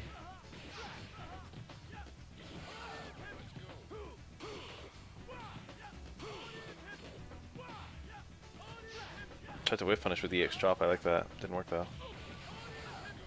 Regrettable. Oh, that, what a juggle. Didn't work. That's bullshit. Delete Ken. Well, this one ended. This is the next part of the same tournament.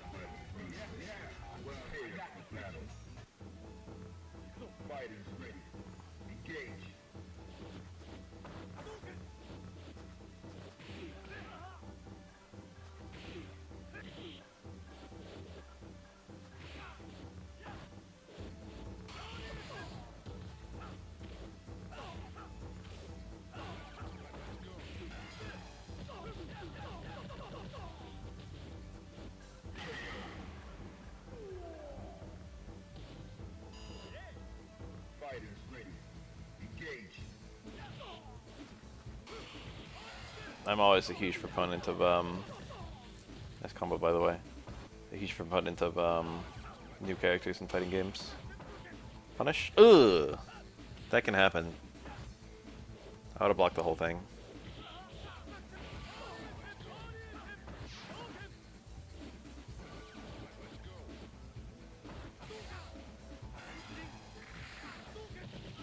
Wow. I understand why they do stuff like that. It's because Yun and Yang occupy 2 slots on the roster. If you just make a new character who has shades of both or either,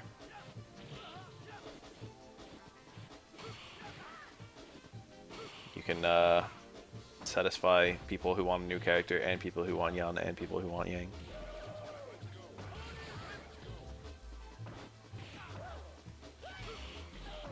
He turned around and still hit the medium kick and it still hit. This is probably gonna get 1 or 0 hits, yeah. Ooh, big damage.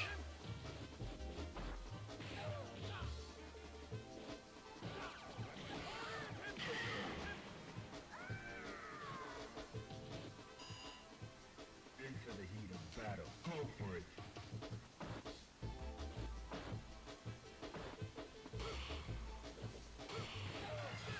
Looks good.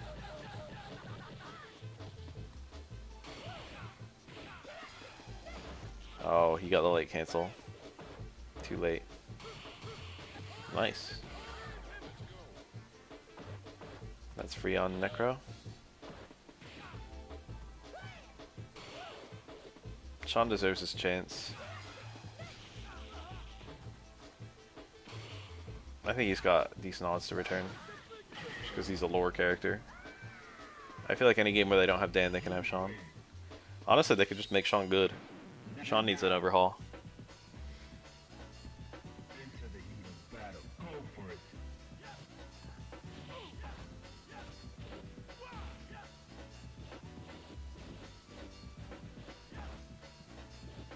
Dan, it's funny to keep him bad. But Sean, it's not. So they've got no kind of like, you know...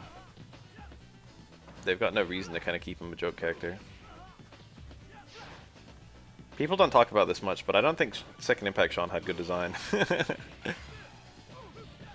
He had a lot of the issues that Third Strike Sean has. It's just that like a couple of his options were busted. DP was much better. His normals were much better. Tornado was much better. But like everything else was like horrible. Still. Tackle still didn't really have a purpose. Flip kick was still a reaction parry. Roll still is kind of gimmicky. You still can't do tornadoes midair the way you can do Tatsu's midair. I'm not saying you need to be able to, but it's you know, annoying.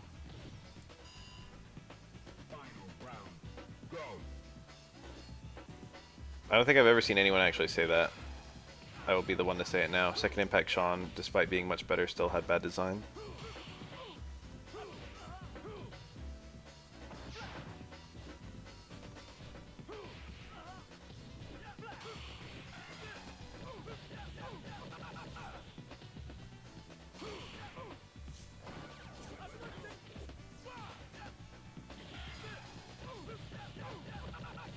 I think a special move should do something.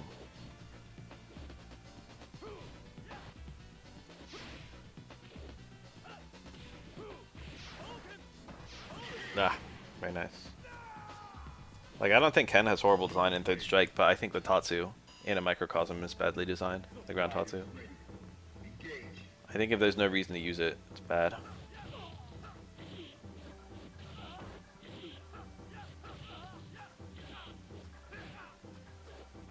Ryu's got good design across the board. Ryu's a well-designed character. Nothing Ryu has is useless.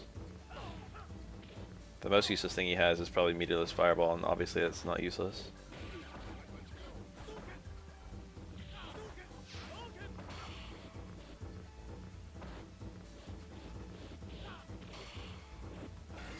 Ah, he's gonna hit though. Ken already committed.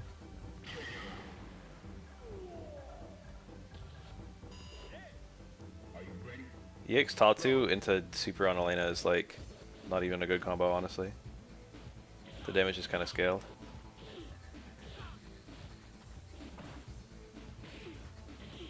Not to mention that's like only very specific starters and only crouching Elena.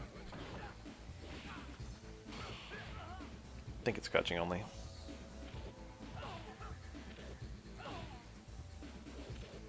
Like Ken can just as easily do like, you know, close strong double light DP. And get like as much damage for no meter as a punish. That's the double-edged sword that is Denshin. You could still win though, never mind. You win.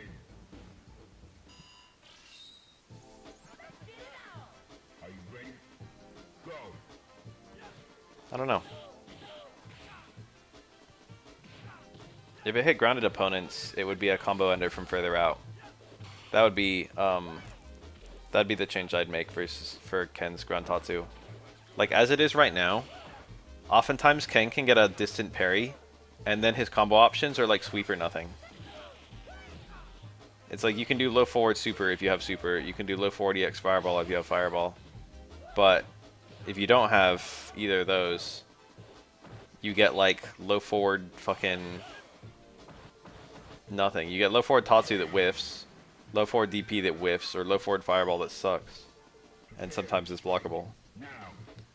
If he could do like a distant parry into low forward into a Tatsu that actually connects properly, that would be a decent thing, but not so good that it would be like, you know, change most of the rest of his character. So having just Tatsus to hit crouching opponents would like fix Ken massively. Well, not fix, but you know, would fix Tatsu massively. Just give it some kind of purpose.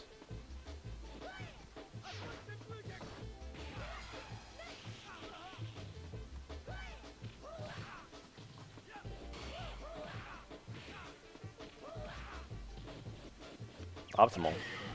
Instead of juggling Ken for the kill, he just lets him fall and builds meter.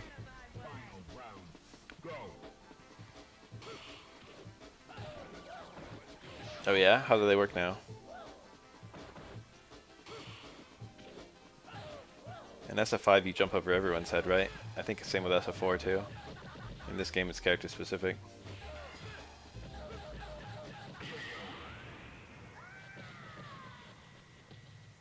You win. All right, that's cool. Now. Fighters ready. Engage.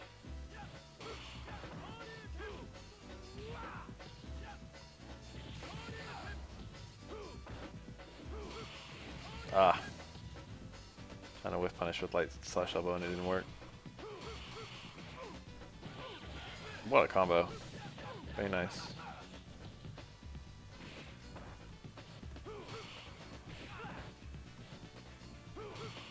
Ah, he got that same parry twice, and both times he couldn't find a punish.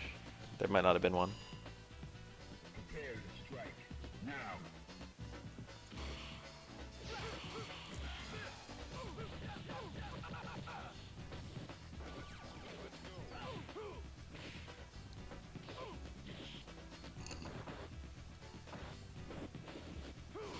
Oh, what a parry! You can react to that.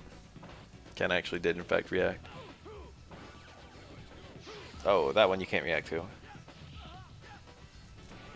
Nice, big jump in. A lot of damage. Fortunately, that ends the pressure. Ugh, that's a punish. That was an all-in decision because it's Ken. You win. That should just be safe. Now. You should have to red parry to get a punish on that. Into the heat of battle. Go for it.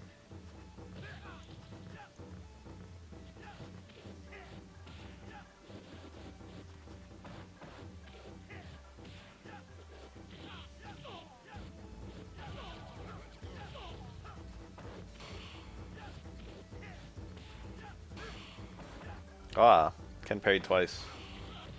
Nice. Tension. Where was the dungeon? This is fine. Whoa, it worked. Ken got away faster than I thought. Battle. Go for it. That should have been a free parry. They both parried.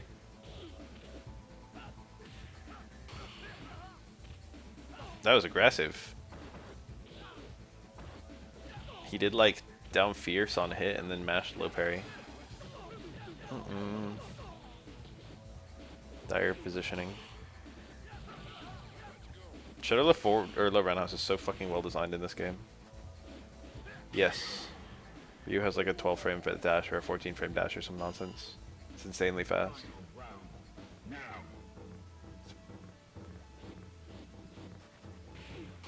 The ground it covers is good too. Oh, he did the meter build version. I didn't mention that in the Ryu bread and butter guide general notes. You don't see Ryus do that very often. Oh, the red parry! The one I made the video about. That was it. It was that red parry. Aggressive by the Ken. He's just like, eh, you're not throwing it. Wake up low forward in the face of a Denshin is a balls out read. Block back car throw. Very potent. Super dangerous. Ken tried to catch something with Far Strong, presumably Super Link. But re-threw him before he could. Go for it. Whoa, the sub. ×2.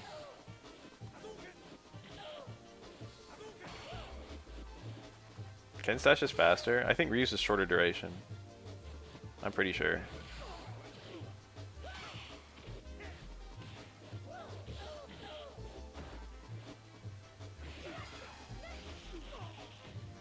I could look it up.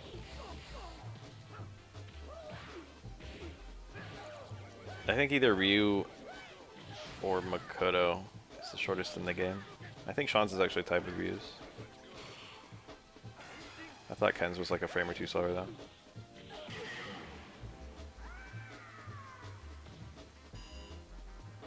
Prepare to strike. Now.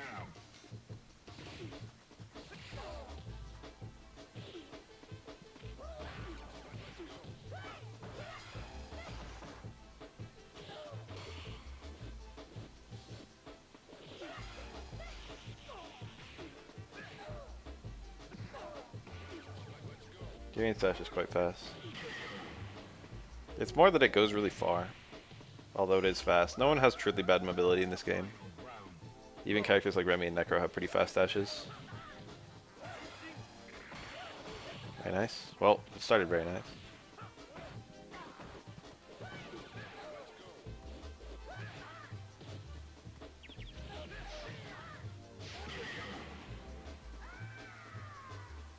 Ken forward dash recovery cancel to 17 frames. I looked at it.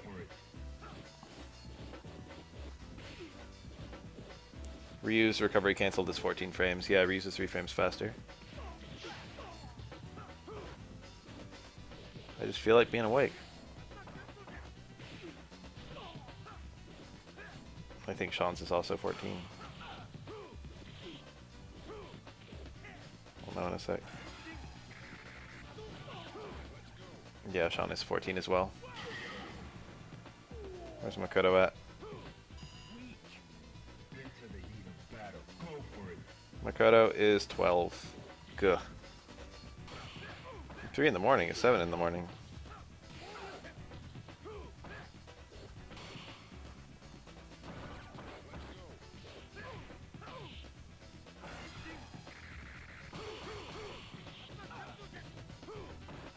How about Mysterium? What's my fucking dash frame data?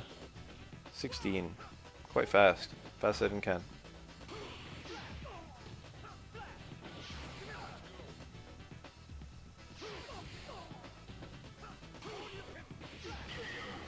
I said no character has bad mobility, but then I just remembered the entire existence of Q and Hugo. Q is like the fucking picture-perfect bad mobility. Yeah, he's got the full screen presence with the dash punch. That's gotta count for something.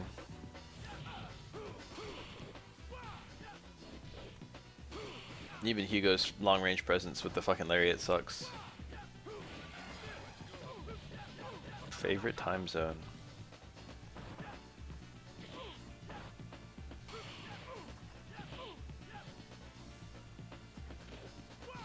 Oh, we saw it. We saw dash and grab. We saw it again.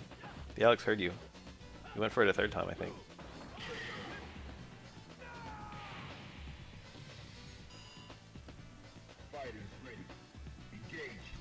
Q is usually regarded to be a low-tier character, but he's had some success in top-level play. Not a lot, but like a couple people have made him kind of work. He obviously sucks, but his damage is good, and if you're good at parrying, you can kind of fuck people up with his high damage. Between the command grab and the SA2. And there's decent gimmick value. It's not, I don't know if I would call it gimmick value. There's something very unusual and interesting about the way the taunts work. Whoa. Q and G are like a 2. Maybe a 3. Probably a 2. Gameplay wise, they're not so similar. Obviously, Q is a charge character and G isn't. But then also, it's mostly just the command grab kind of keeping them similar.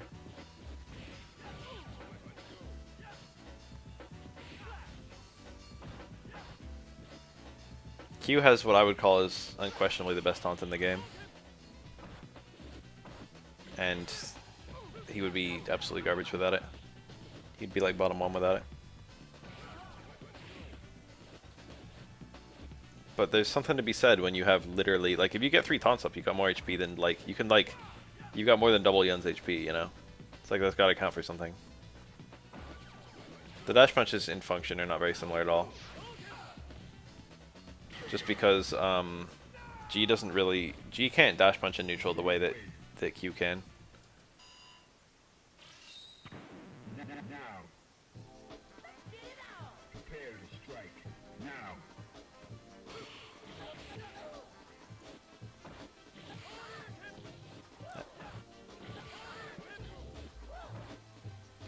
G can space them, but it's just not the same. I think they're pretty hard to space anyway. Prepare to strike. Now. Yang Yang backdash is pretty bad. Forward dash is not great either. It's alright, they just approach with dive kicks anyway.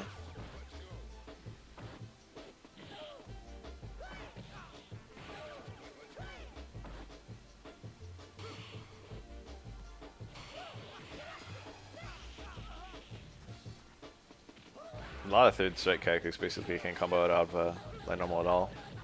Or if they can, it's only into a super.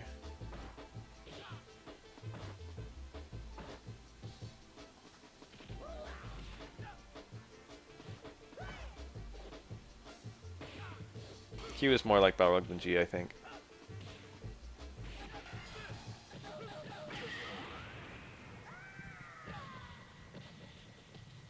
You win. Prepare to strike. Now. The other way around.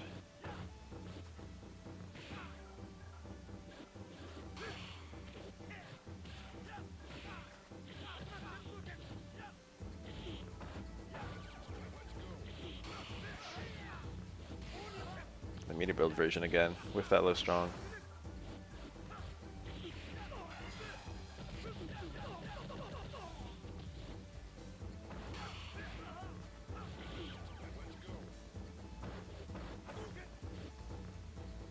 Oh, well, technically, G predates Q in the timeline.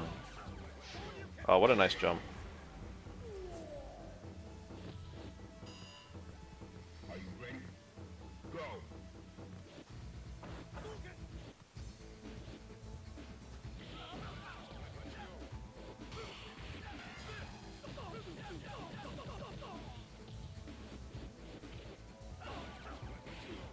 What? Just send strong into nothing. Damn, Sin Strong's kind of a good button, huh? He did it again too, I saw that. How do Ken players do it? He didn't super confirm there. It hit mid-air Ryu and he was just like, eh. You win. Now. I don't think there's ever been any kind of acknowledgement on that. There's someone who looks kind of like Kyo on one of the SF2 Ken vote stages, but it's never, I don't think it's ever been acknowledged by Capcom or anything. It's definitely not in the, like, story mode. The thing to remember about Q is that there's no lore for him at all. He's only in third strike, so we only have like his ending as like the whole lore for the whole character.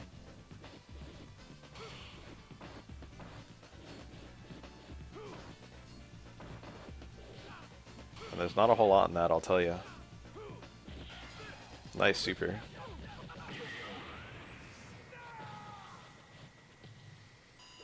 I guess he also theoretically has a Shadaloo profile. Shadaloo CRI. Whatever they call it. The website thing. So there might be a little bit of lore about him there. I could probably find that if I look.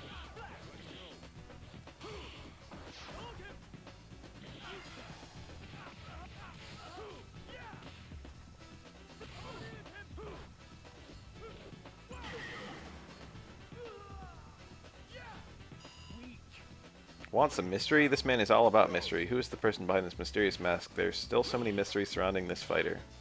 Name, Q. Height unknown, weight unknown, blood type unknown, birth date unknown, birthplace unknown, likes unknown, dislikes unknown. This fighter has been spotted all over the world. Its iron mask, trench coat, and hat must be hiding something. There are also reports that Q has been spotted in several areas of the world at the same time. Is Q even human? Sea Viper is currently investigating. Cool! There is exactly one piece of lore in the profile.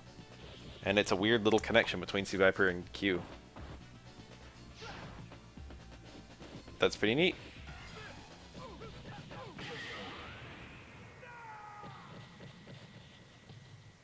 You win.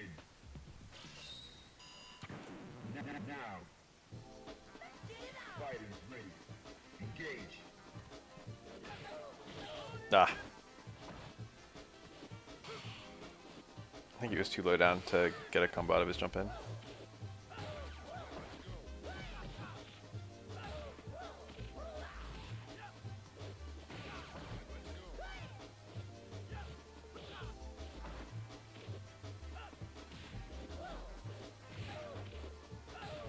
Viper, I think, is actually CIA, yeah.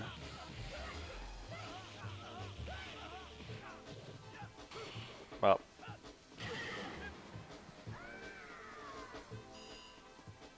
Fighters ready. Engage.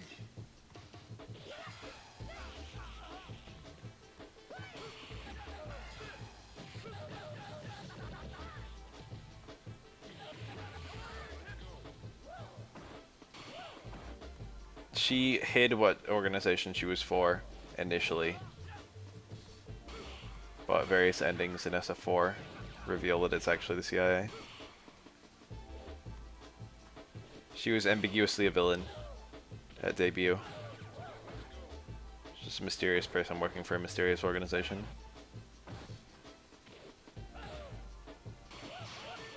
Then depending on your oh.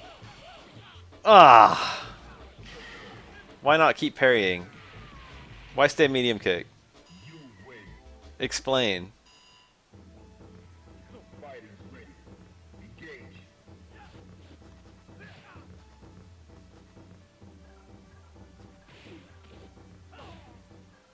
Was it supposed to be back medium kick? I imagine it was.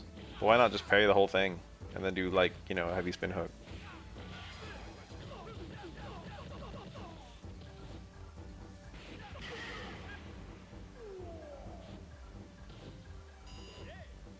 Are you ready? Go.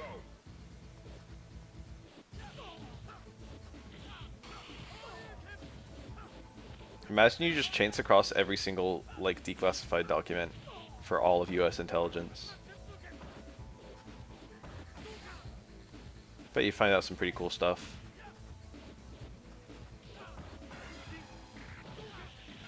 Turns out every single instance of people claiming that video games are turning people into school shooters comes from the CIA. Some bullshit. You win.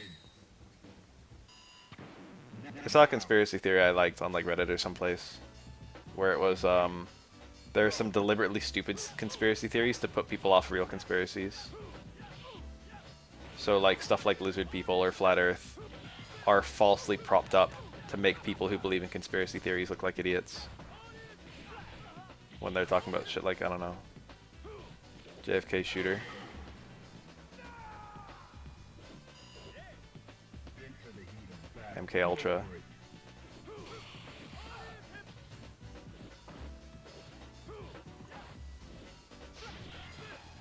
That's very believable, I think.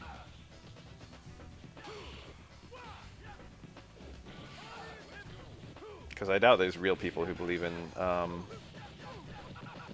lizard people. Flat Earth, I'm not really sure. I used to think it was just an obviously fake one.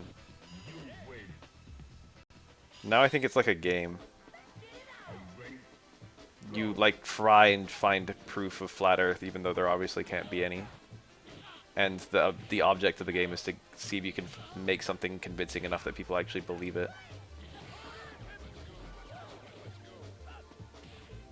And now people have gotten good enough at it that there are some people who legitimately believe in a flat Earth.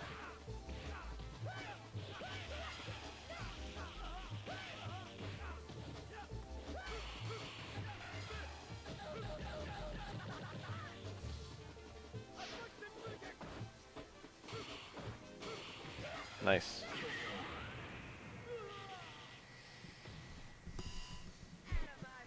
Fighters ready. Engage.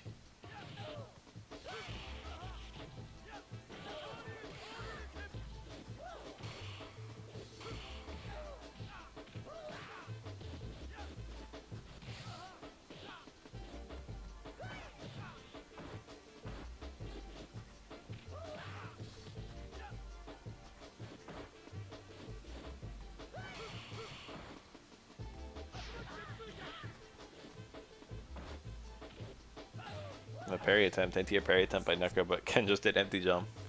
Also parrying. And then they just stood awkwardly next to each other.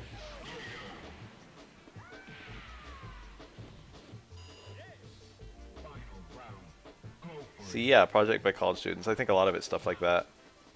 But obviously they all have to feign, like, you know, being serious in order for it to work.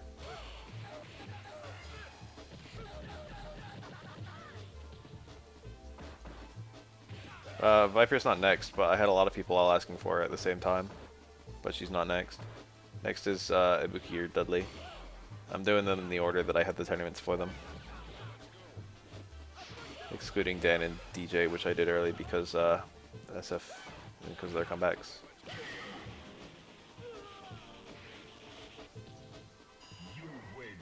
Fortran started the QAnon stuff, yeah. You could like go and trace that. You can just go look at archive, Fortran archives and literally like see the whole process of them coming up with it. 4chan's had numerous events like that. I remember when there was initially the fucking posts on 4chan, not that I saw them, because I don't go on like Poll or fucking any of that bullshit. But I remember when there was like the initial discussions about turning the OK hand sign into a hate symbol. It's like, hey, let's take something really fucking, you know, universal and innocuous, and then see if we can get people to associate it with Nazis.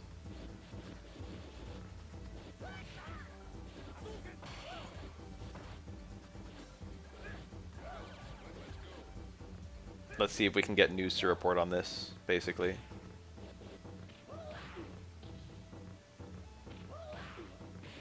Well, I don't know if you can really say fell for it is the thing. Like, it was obviously set up, but it's just an instant, it's a literal, just like blatant instance of co-opting. It's just like, you know, if every Nazi decides that this symbol, you know, represents their movement, eventually it just does.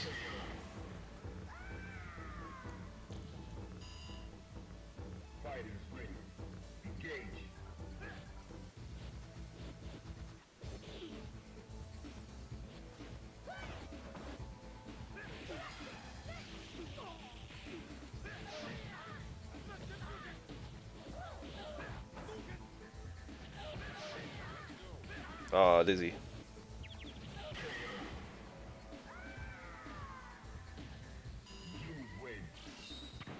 Reminds me of the time that fucking Pepe the Frog was classified as a hate symbol. The word sneed is like a hate phrase. Well, if you can call it a word.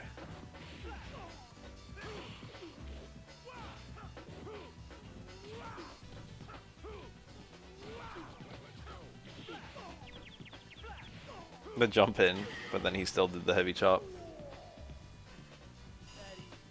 Alright, that's cool. Prepare to strike. Now.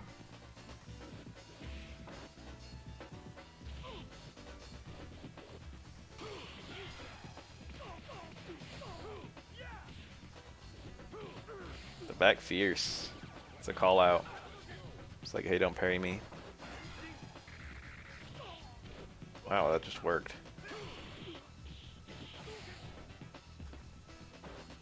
You can see Pepe anywhere at this point. You go on Twitter, you can find him. Probably Facebook too. That one's gotten all normified. Look, there's one. This Pepe's all over Twitch. That's one of my favorites. Pepe's not a hate symbol in my book. Now.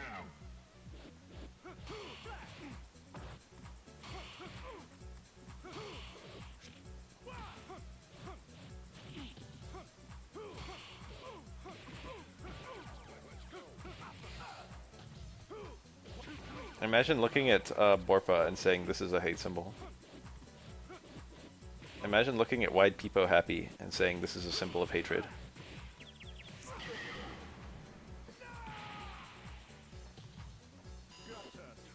Are you ready? Go.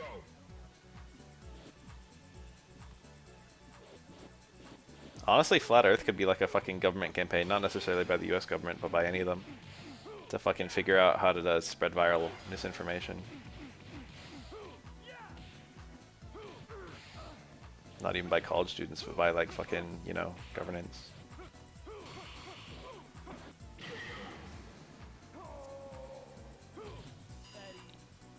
Final round.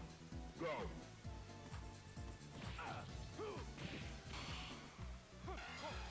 It could just be that like a very large percentage of people are just dumb.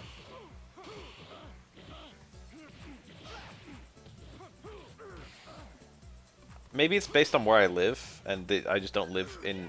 Oh, the DDT. You can kill someone with anything, why not kill them with the DDT? You never see that. DDT is rare.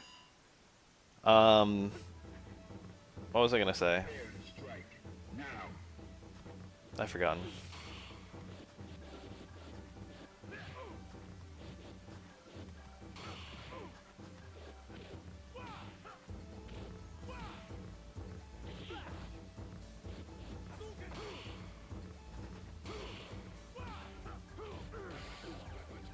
Oh, that dizzy bar. Oh, lariat. That was a good option there, actually. A lot of dizzy on that. Back fierce would work too, I suppose. Into the heat of battle. Go for it.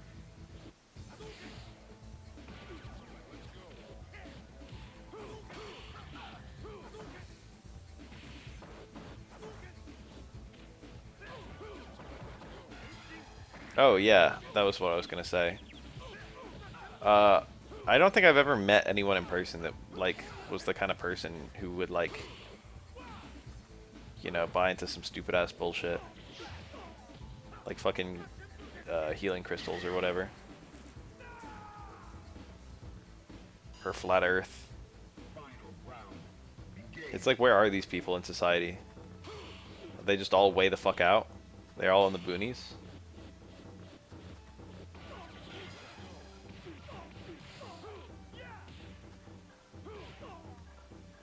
It's like you hear about American literacy being at like 90% and it's like, where are these people who can't read?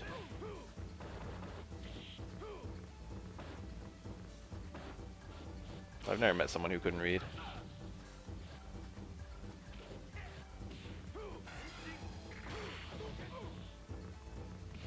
Oh.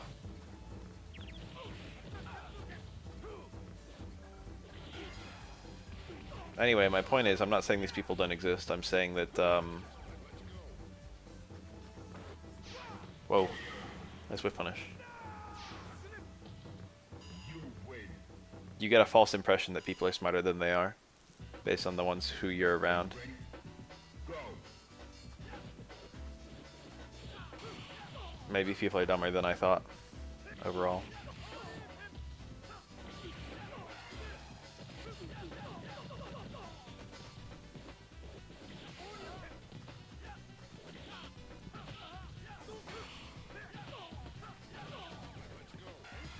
Wow, that was a very bad dungeon. That was a dungeon that basically couldn't do anything good. Prepare to strike. Now.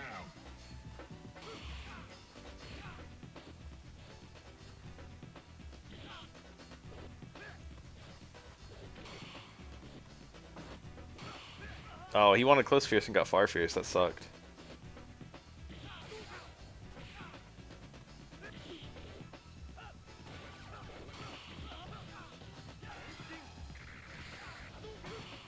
That dungeon had a basically 0 chance of doing something useful. It was just too far away. He'll get meter back, so it's alright. He's playing this round pretty well. Final round. Engage. Yeah, it's like a rarely discussed weakness of Ryu's design. Is that Crouch Fierce doesn't have much range, and Close Fierce requires you to be next to the opponent.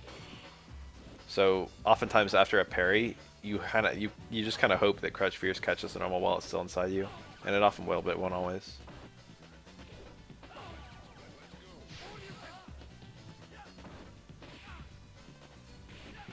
Ah.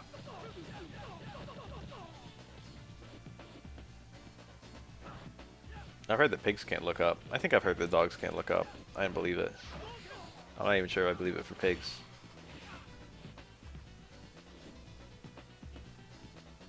What if a pig rolled over? Then it could look down and it would be looking up.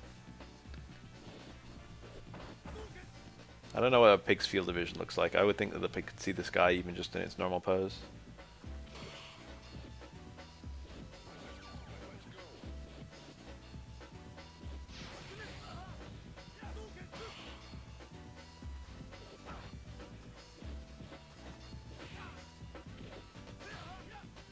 Harder to get into. I don't know. It really depends on what character you're playing. Oh, pigs can look up. Confirmed by someone who saw a pig look up. Alright, matter settled.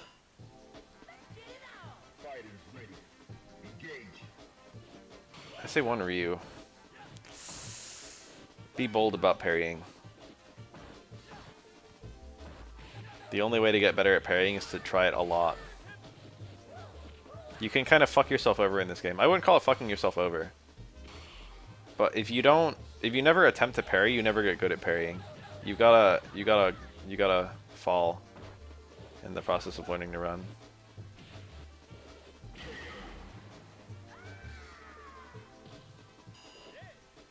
Into the heat of battle. Go for it.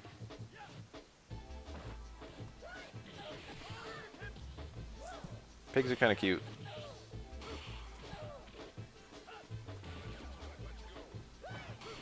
Nice parry. Very low risk parry to attempt. Second hit of drill. Most people who come to Third Strike, you know, from other games, they don't know when or how to parry.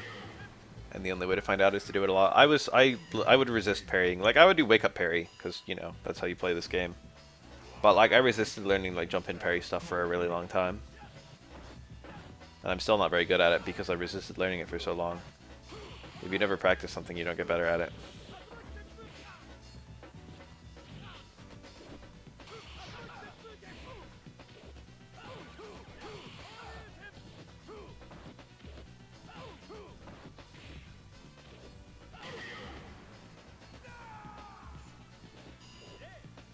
Fighters ready. Engage. Oh, what a whiff punish. Yeah, Ryu has a lot of that. Normal special. Red parry, very nice one. Also, low risk, high reward.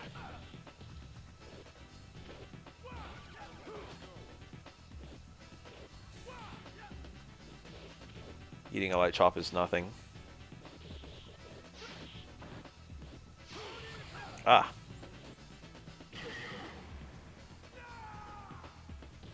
Yeah, there's no point in playing Sean. He's not only bad, he's also not interesting.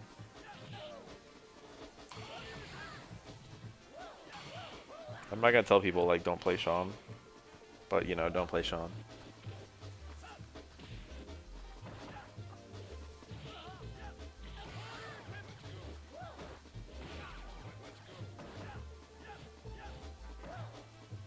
Can't could have punished that.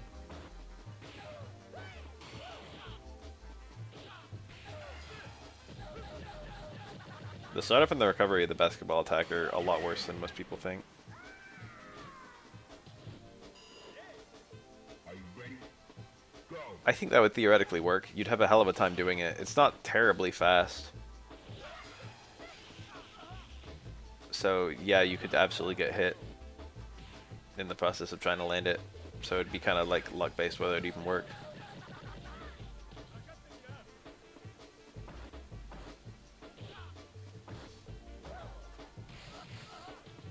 Alex can punish with a slash elbow. That was in the crystal cube thing, and I think it's quite rewarding. Even a slash elbow canceled to a super. After they whiz over his head, that is. But that's kind of iffy because, you know, what if it's like a lower version Tatsu?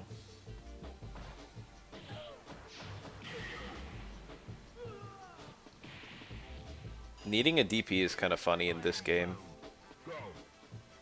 Because DPs for a lot of characters are just combo enders. DP as an anti-air is not a terribly good anti-air.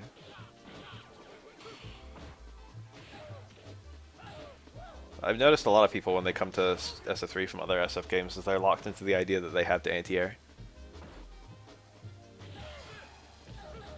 But you don't in Third Strike. You can just not anti-air, and it's not a big deal. A lot of people don't anti-air.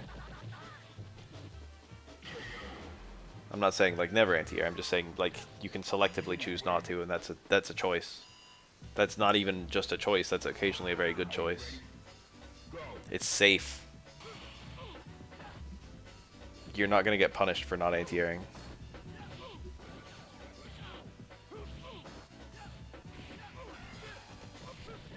It's like the way to kind of avoid the scenario.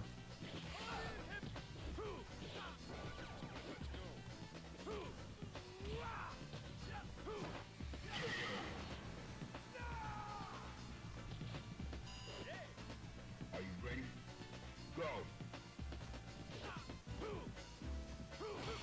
Oh, that fucking parry. I have no idea which direction he inputted that. You can get that parry. You can get cross-up parries like that. Oh, fuck Ken.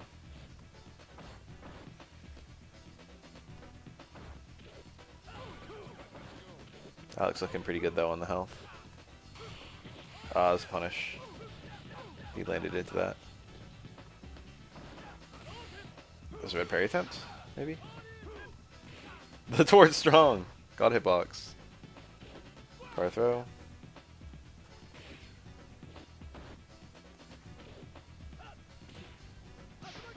Oh, that was a really bad EXO Tatsu. And that was a even worse command grab. Fighters ready. Engage.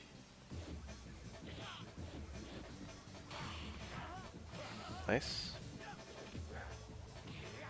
EX Rekka, you only have to do EX for the first Rekka. It becomes a lot easier if you know that. You can do a single EX Rekka and then just do regular Rekkas for the rest. Tackle, tackle, headbutt. No, the parry holds them in the air longer. Fighters ready. Or what do you mean? Who's parrying who?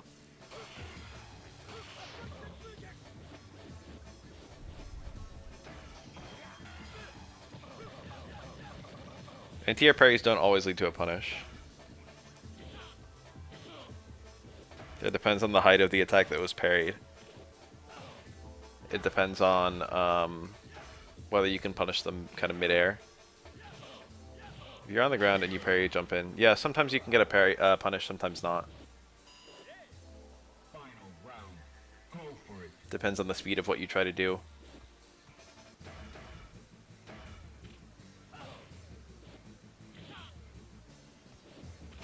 The thing is, the punishable period is actually the like landing recovery that you have when you like, you know, with a normal midair. It's that recovery. So it's quite precise to hit them on the ground in that window. Ken had a super confirm, didn't get it. Oh, very nice.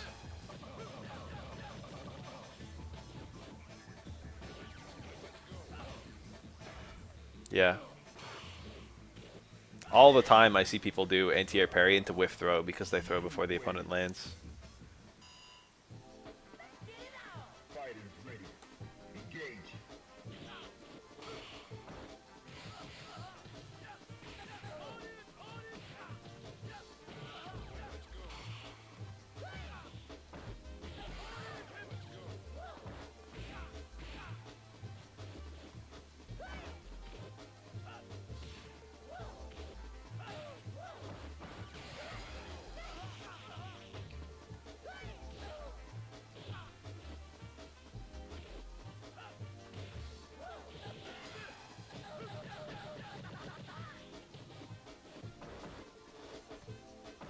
Ken can do Tantetsu Shippu. A lot of people don't do it mid-screen because you'd rather get Oki and you kind of have to choose between the two of them. In the corner, some Kens just don't do it because you kind of have better Oki if you don't do it, but you have Oki either way.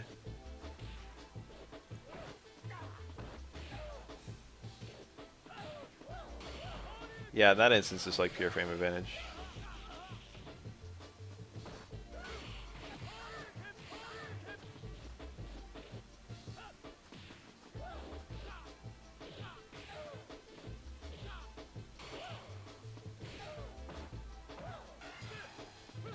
That was the second one punished, and it's still just a punish. Delete this. You win. Why is Ken like this? Now, into the heat of battle. Go for it.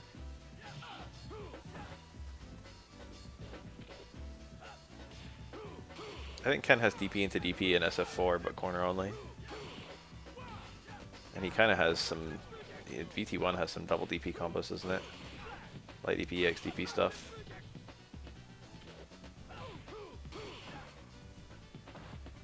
I always forget how VT1 Ken combos work. I labbed that in like season 1 and haven't touched it since.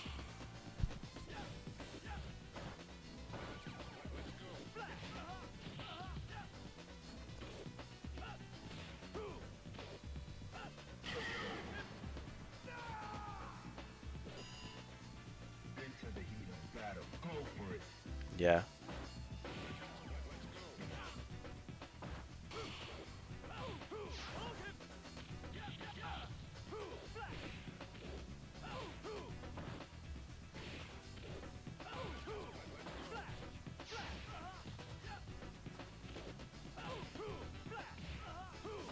Ah, it's just VX. Nice. Still winnable. Whoa. Oh, he tried to parry across that Tatsu hit. Didn't even hit him. You win.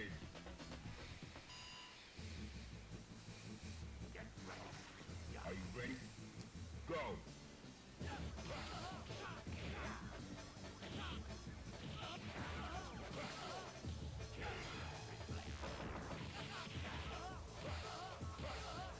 Beautiful. What a round.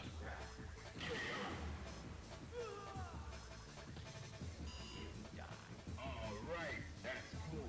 Are you ready? Go.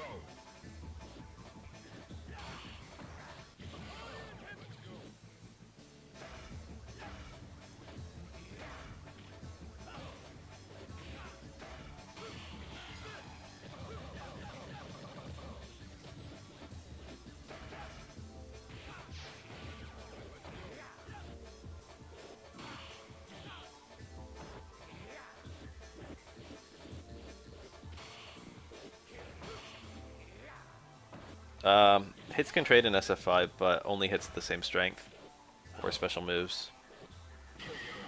If two normals of different strengths trade in SF5, the higher strength normal wins. So for example, if both a heavy normal and a light normal hit on the same frame, the heavy normal counter hits the light normal.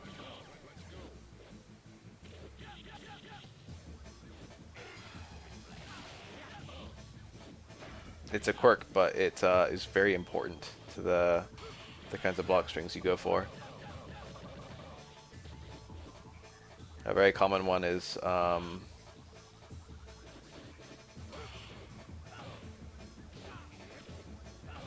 trades just don't happen that much in general in SF5, so you don't see it so much.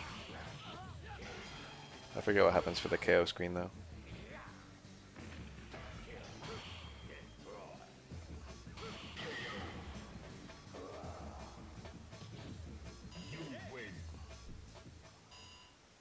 Wow. Now, find a new rival. Welcome to the world of street fighting. I got the big SF3 battle. I've been waiting for this. Fighters ready. Engage. No, it's only hits, yeah. You're not throw invincible at all for any frame of a heavy DP for most characters.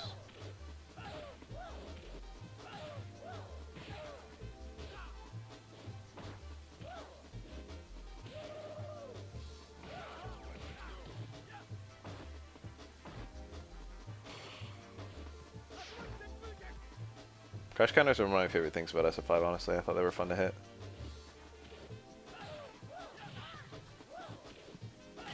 I was a crush counter defender. There were a couple I didn't like just because they were too high risk, low risk, high reward. Like season 1 Yuri Instant Fierce was way too busted. Because he just got, that was such a low commit button, it just beat everything. And then anytime it counter hit, he just got dash and low fierce. That was way too strong. But they made it fair eventually. I don't think there's any broken crush counters in the game as it stands right now. I think they're all fine.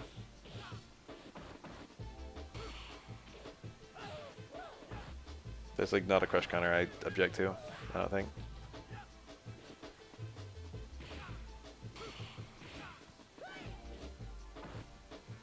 A common complaint I used to pull was I thought damage was too high in SF5. I said a lot of the things that people had problems with, they wouldn't be considered problems if characters just had more health. And Capcom didn't do that. Well, they did actually do that. They added like 50 health to every character in the game. But they also just added extra scaling on V-Trigger Activate and crush counters. And that kind of kept the damage the same for most stuff, but lowered the damage on the stuff that people found really objectionable.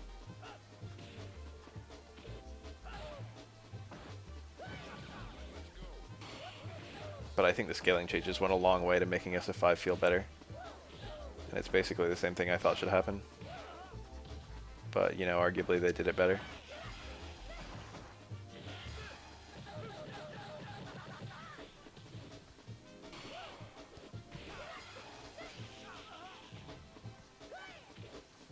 Nikali had that issue for a really long time, and arguably still has it, where your crush counters resulted in worse combos than your non-crush counters.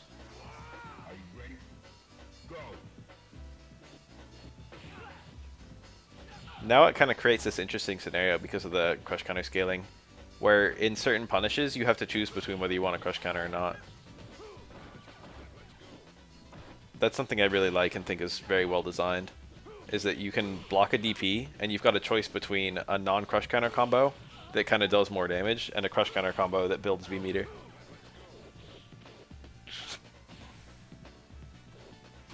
That's cool. That's a cool decision.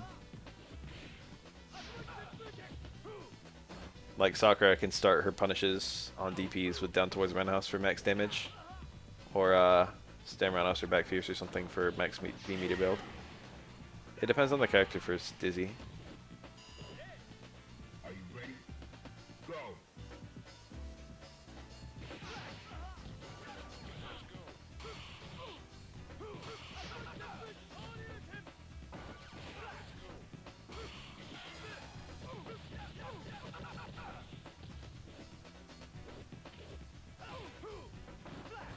I also like how crush counters gave you cool combos.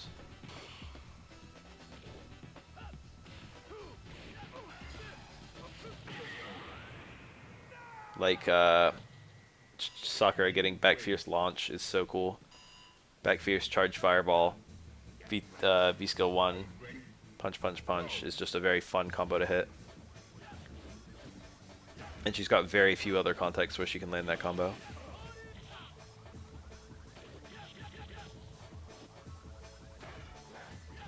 It's like the only other way she can get that is like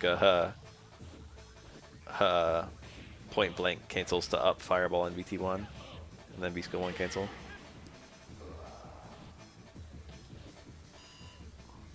Fighters ready. Engage.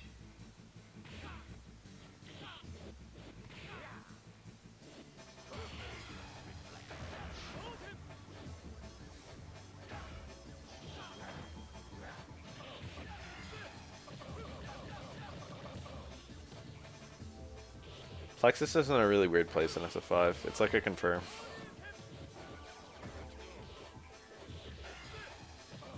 Oh yeah, I want to see it. You win. Are you ready? Go.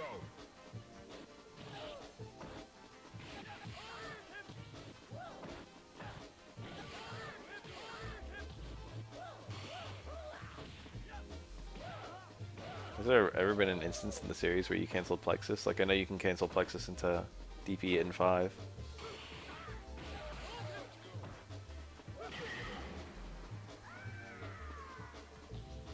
And 4 Omega, I guess. Into the heat of battle. Go for Well, I it. think in most SF games you link out of it. EX, SF2, SF3, SF4, you link out of it in all those. Yeah, I wish too. If you could get the anti-air connect into crush counter instead of ghost counter hit.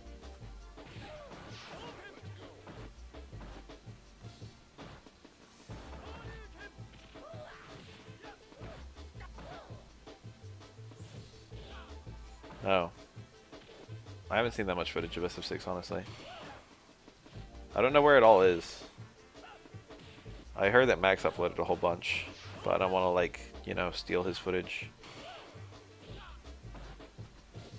But I guess anyone who, like, you know, I want Capcom to just upload a bunch. I feel comfortable stealing Capcom's footage.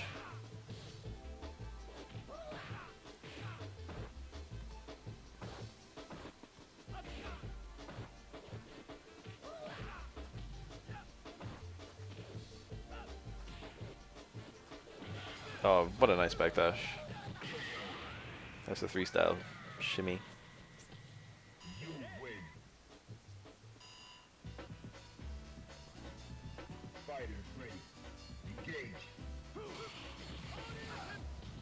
Nice parry, nice punish. Oh my god, that was a dead OS. Hold this Ken back. It's been 3 shimmy left forwards in a row. This round's a wash. Try again next round.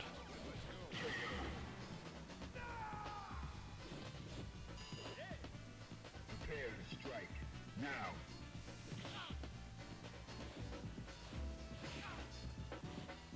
One of the strangest side effects of SF5 removing crouch techs was making neutral jump shimmy good.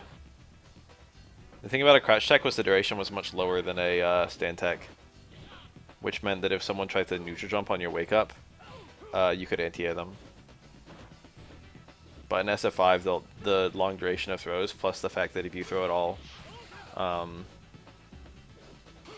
it's always a standing throw tech, means that it's very easy for neutral jumps to catch throw recovery. And that'll work versus like an immediate and a delayed throw. Crouch tech would come out as a low short, or low jab in this game. When they removed crouch tech, they made it so that it comes out as a throw whiff. But a low short has a hitbox and also whiffs much faster than a throw whiff. Are you ready? Go. It depends on what your character has. If you've got an invincible DP, you can whiff a throw and still punish, and it depends on the timing. Like if you throw after they jump. Like they've already, in the first few frames of their jump, when you do the throw tech, they can punish you. But a lot of characters have like an anti-air that's like a fucking like 10 frame down fierce or something like that. Like M. Bison would have a hard time. Compared to Ryu, who's got like a, you know, 3 frame DP or whatever.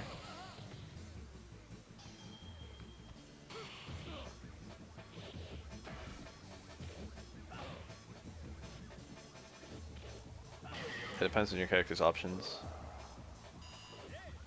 Into the heat of battle. Go for it.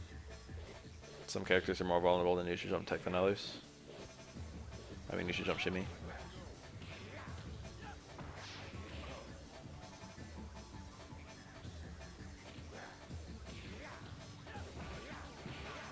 Towards strong. As a poke.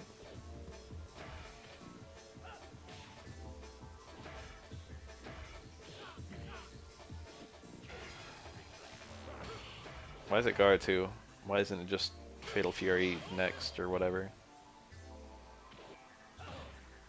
Whatever number they're on with Fatal Fury.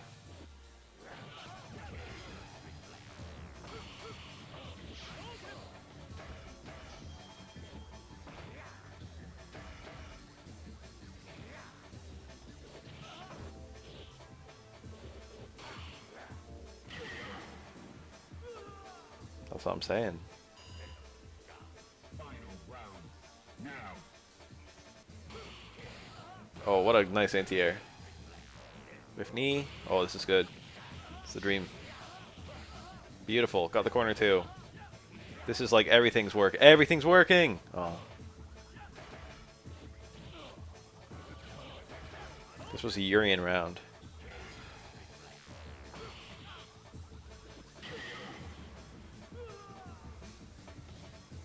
You win.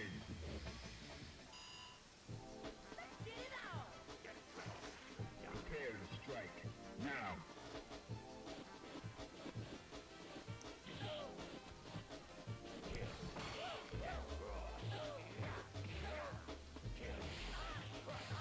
One thing I like about G is that he's got like, oh, Weird. One thing I like about G is he's got like 3 times as many bread and butter combos as most characters. Because there's so many variables of what your starter is and what presidential level you're in.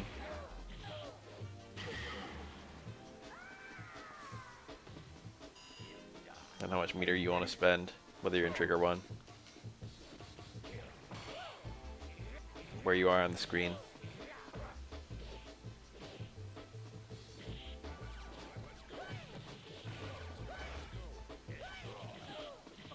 And even then, his combos have different enders based on specific things, what you're trying to land.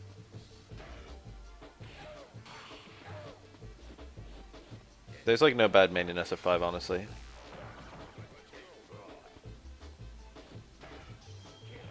G's a fun character, and a great reason to play SF5. One of the best ones they designed. But everyone in SF5 is interesting for something or other. Even Zangief. He did instant air. Wake up overhead. He's committed to eating the mirror to get out of the corner. Ooh, this might kill. Yeah. Kind of awkward. The mirror placement meant that your Necro bounced on the mirror, but didn't fuck up the kill combo. It was really bad, but he had low enough HP that didn't matter. The only good newcomers. Only those 3? You don't like Colleen? Colleen's kind of cool. You don't like Abigail? I love Abigail. I like fighting Abigail. I like playing as Abigail. He's cool. Who else is new? You definitely got some good ones in your little list there.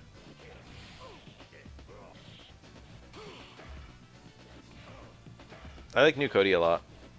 I mean, he's not a newcomer, but just like for a lot of the characters who are redesigned. Alicia's really fun. Fuck, Akira's really fun.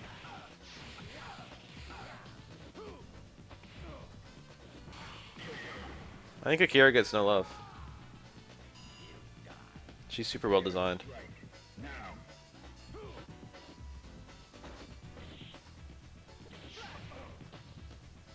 Nikeli's fine. There aren't that many Nikeli players these days. I don't hate him, but I don't like him. I have no opinion on Nikeli. Fong I don't like that much. I love his design.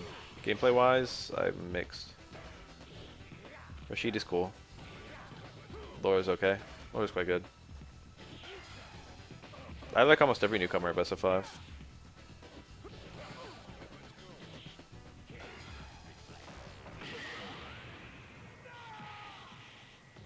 I play a character who might be an Abigail counterpick.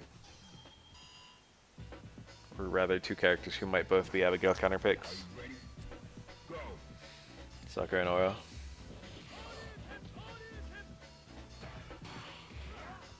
There aren't that many Vega players. He's not horrible.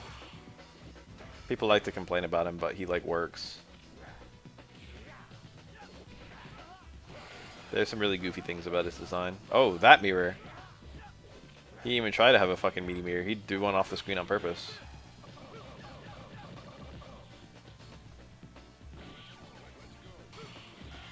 I think Luca's a pretty interesting attempt to create a like more fundamental character design. People don't really like his balance, but in terms of like his gameplay, I think he's pretty cool.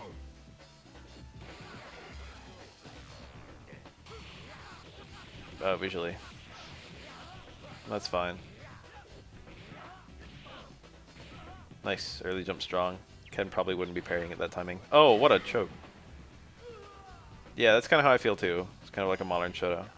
If Shotos didn't exist and they tried to make someone fundamental, I think they would have made Luke.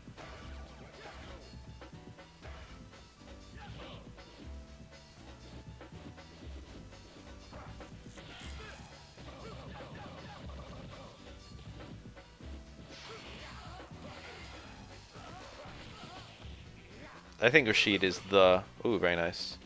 I think Rashid is the character to bring back of the newcomers. He's got a lot of potential in his design, and he's also got a lot of story relevance. Damn, low run how's that good? Low Fierce. Was that Low Fierce DP super?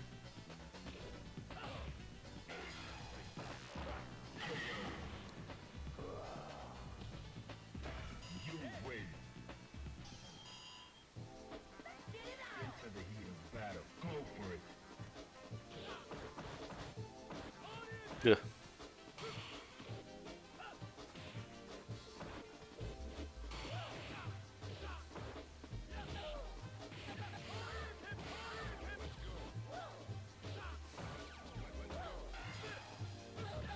Damn, that's bullshit. At least that super doesn't do that much damage. I don't mind that that super can punish on the first hit, but the fact that it can punish on the second hit. Are you ready? Go.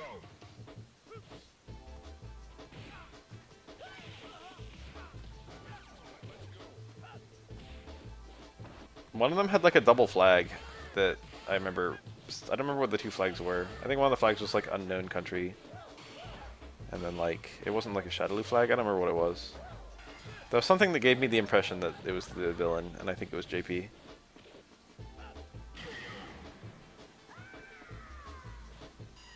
win.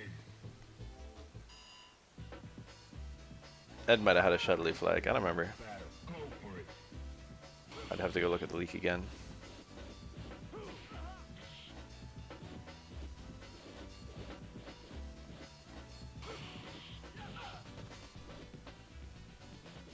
Him or ABI, Abby. I could see his villains. But it's also possible the villain hasn't been revealed yet, because we don't know that leak is every character. Are you ready? Go.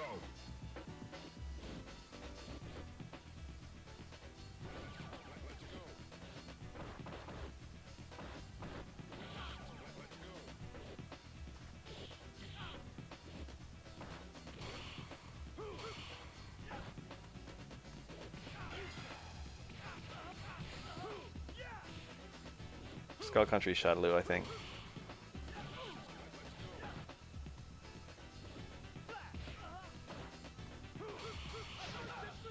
Ah, I missed it. He went for optimal.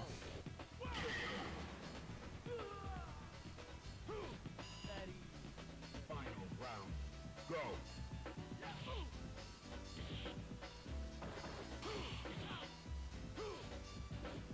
Ed's got a lot of potential. I think Ed is walking a line between like most hated and most loved character, and he was a little bit too far into the hated territory. But I think with very minor adjustments, he could be nudged into the loved territory. I think Ed's douchiness could be charming with very minor adjustments. You win. Like, I'm not saying they wouldn't make him douchey, I'm saying they could make his douchiness lovable. Into the heat of battle. Go for it.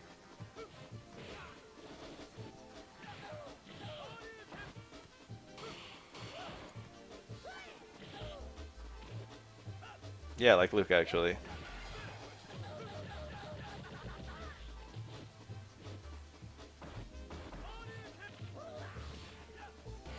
But I think we weren't intended to dislike Luke.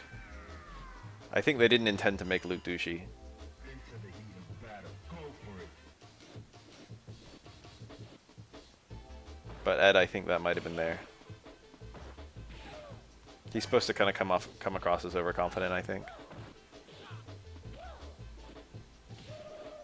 I think they wanted an overconfident character when designing Ed.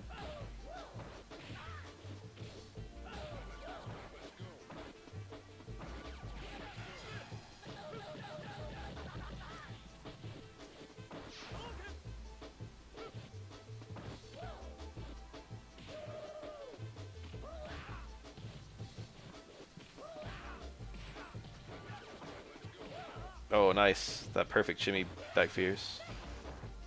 And then he just threw it all away. You win. Fight is ready. Engage.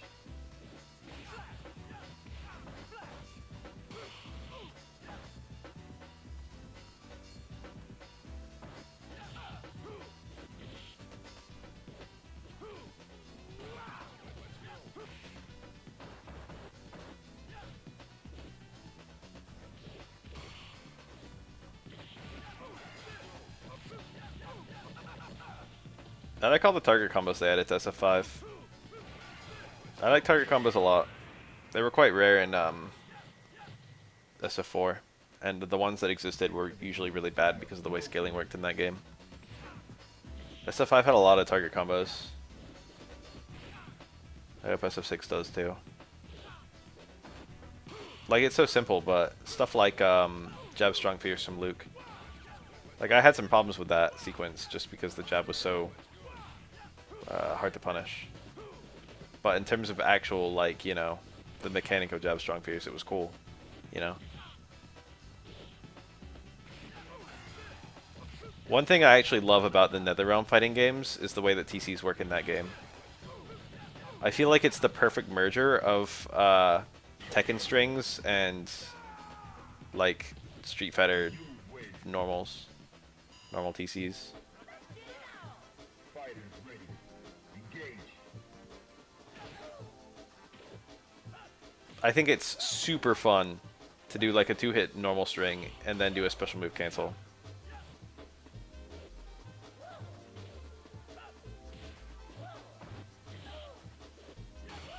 It's so simple, but it's just very fun to execute. If you want to do that in this game, it's just fucking Ken's TC or like nothing.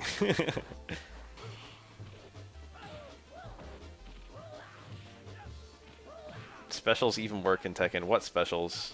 There are none.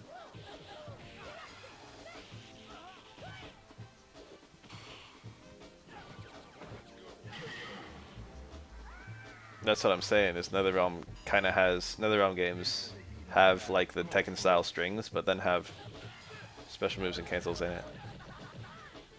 And that combo is just very satisfying.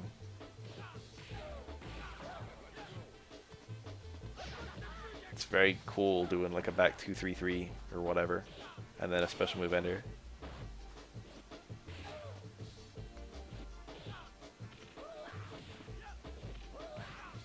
SFX Tekken had that a little bit, but it wouldn't be cancels, they would be like juggles, and oftentimes they would be like corner only.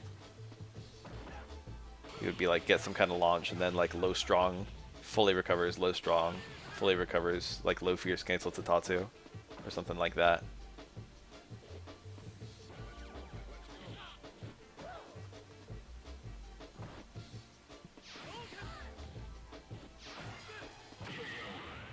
Wow.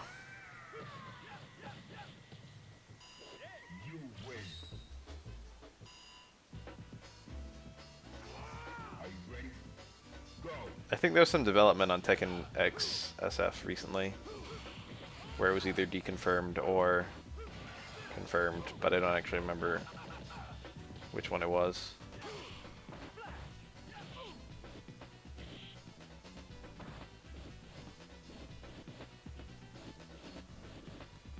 I know they got cold feet after SFXT, but then like years later they said it was like 20% developed or some nonsense, or 40% developed, and then years after that it's now.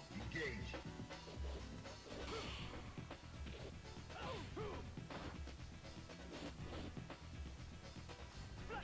Not a super long time. I've been live for 3 hours.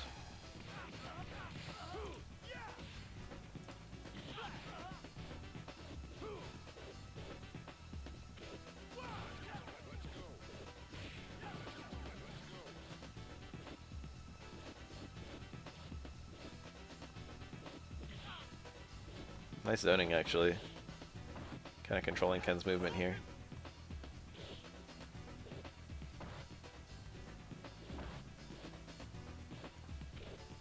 Yep, it's early morning. It's 8 AM here. I'll probably need to sleep again before work, but I don't work until 8 PM tonight.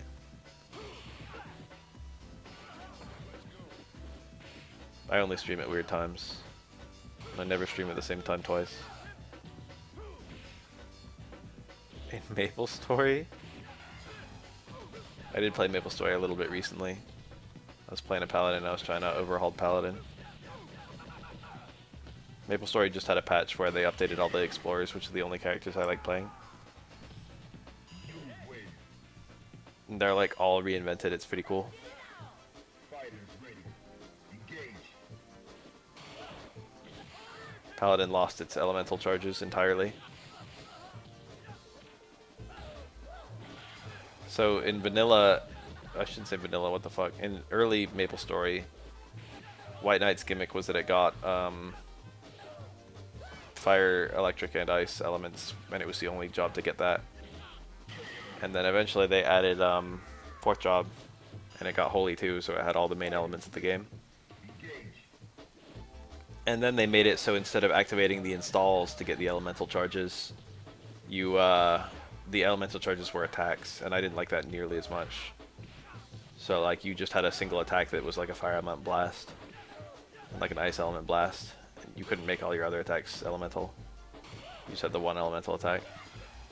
Now they've overhauled it again, so you just lost the elements entirely except holy. You still have holy. But like all the others are just gone. There's no fire anywhere, there's no ice anywhere. Big hitboxes though. And they've still got some kind of cool stuff.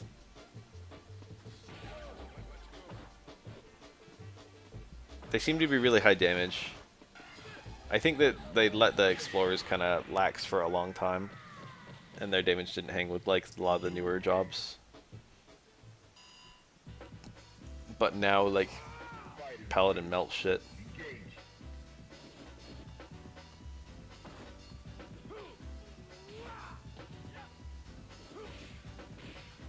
Not to gush about MapleStory or anything.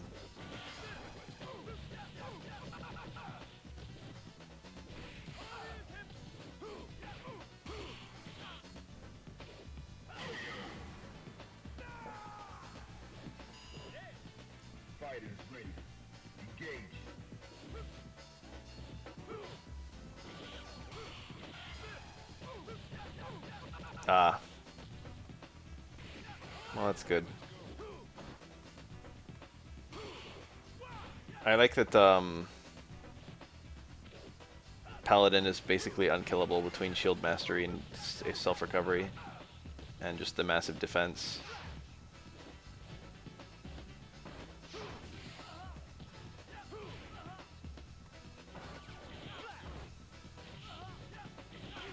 Nice, good confirm. But having to use MP pots is a downside compared to like Hero. Hero's just insane. Hero just has like permanently capped HP and MP. And DK can die, yeah. Warriors are just invincible. All the warriors are invincible.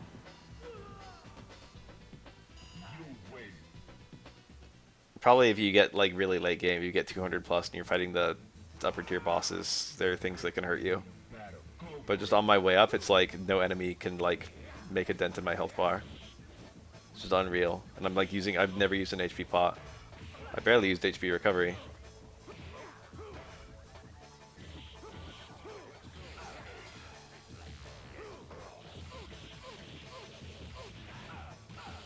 Love that combo. Empty jump, headbutt. That's some bullshit. Anyone with Deca throw there.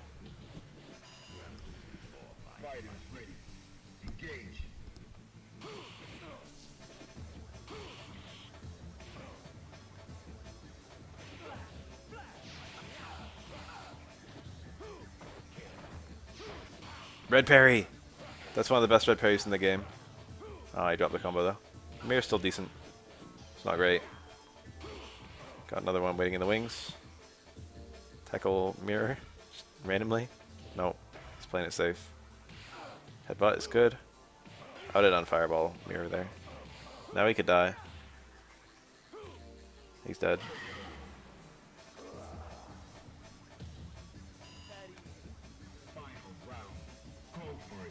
My phone is vibrating. I don't know if that's audible.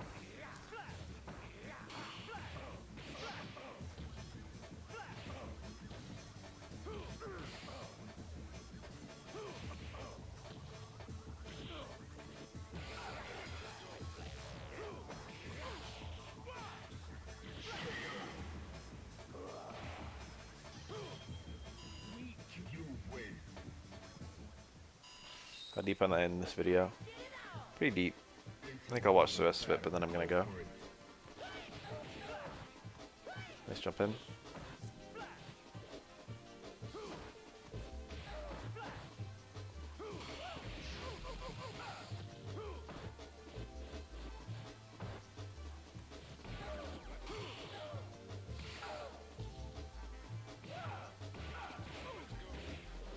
That dizzy bar.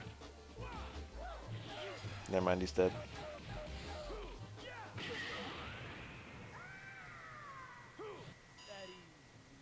Fighters ready. Engage. We all joked about Alex being cheeks for like the whole lifespan of SF5, but his changes breathed so much life into the character. Like even back in season 1.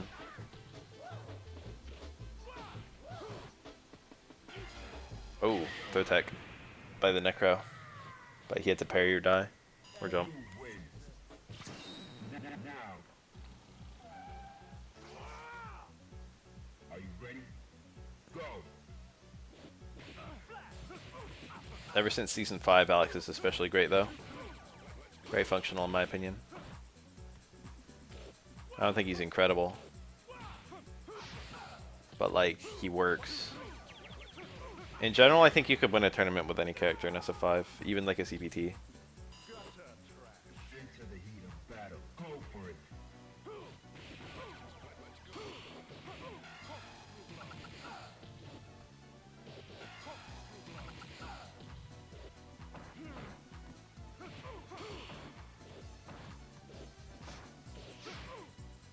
I think Punk tweeted the exact opposite of that just recently.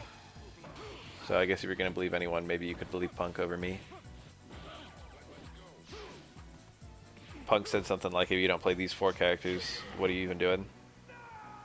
I forget the 4 characters. It was Luke, Poison, Cody, I think.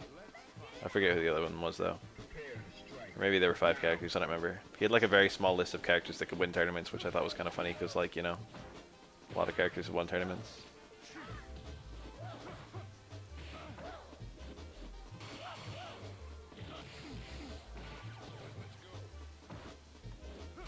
Is Punk playing Luke now? I know Punk kind of mains everyone. Oh, I think Jury was one of them. That's a really wild one. People just went from thinking Jury... It's just weird following it along. Everyone was saying Jury sucks. Nice, horrible down fierce there. Everyone was saying Jury sucks, and then people saw Jury's change list and they were like, this isn't enough, this is nowhere near enough. And now somehow the fucking, narrative has turned into Jury's a great character. I don't think Jury's bad, don't get me wrong. I think Jury was good before she got buffed.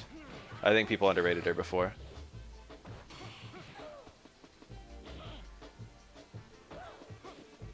I don't know if I'd call her top tier. Yeah, I mean, oftentimes, the Evil Ryu was like that in SF4. People forget.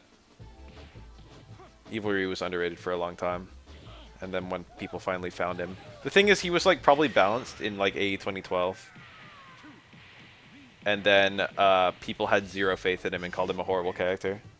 And then he got buffs going into Ultra, and he was already like a decent character in AE 2012. And the buffs made him top tier.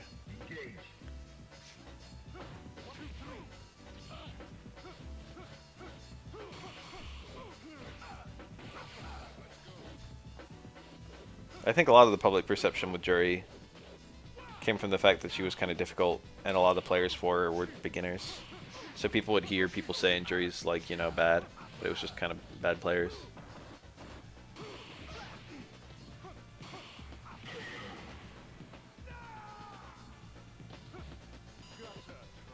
Into the heat of battle. Go for it.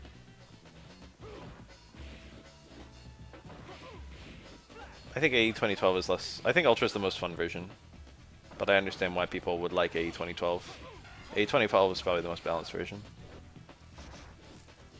But I think Ultra added a lot of stuff to make it... Like, a lot of the changes for Ultra were quality of life changes that made the characters just much more satisfying to play. And then the new mechanics were cool too. Delayed wake up, red focus. You win. Are you ready? But Jury has a lot of like reverse quality of life stuff in SF5. Jury has kind of notably bad quality of life compared to most other characters. Maybe deliberately?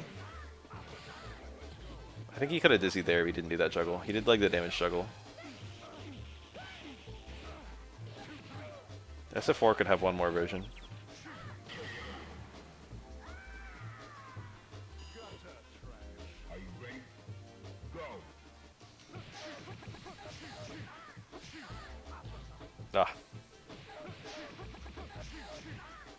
just give her a different pinwheel, 2 pinwheels.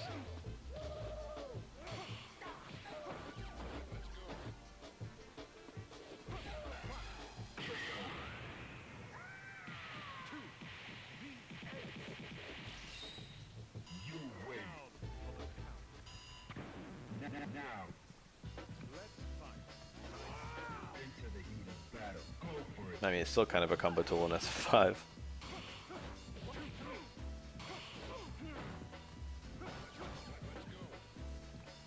But yeah, it doubling as a DP is very nice.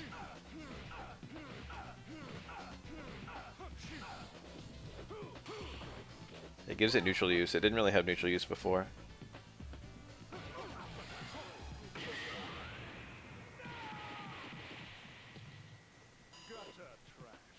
Fighters ready.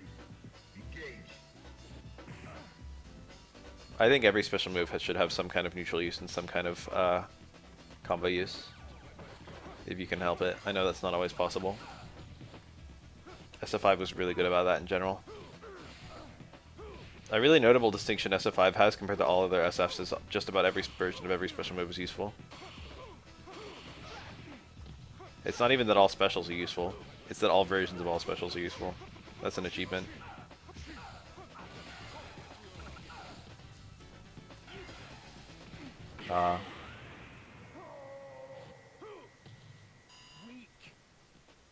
Final round. Go. Sakura uses every version of her DP. She uses every version of her Tatsu. She uses every version of... I don't think she uses every version of Up Fireball. I don't even know the differences between the Up Fireballs. I can't say I ever used Medium Fireball. Light and Heavy Fireball, I use both of them. Does Sakura have another special move that I'm forgetting about?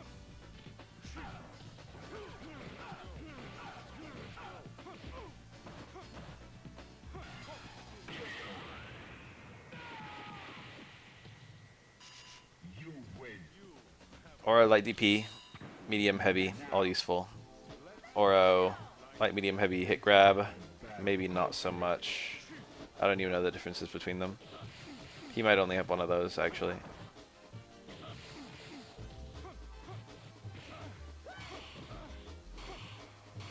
Different versions of Aura Stomps, technically all useful. I said Tatsu first. Didn't I? No, I said DP first, then Tatsu.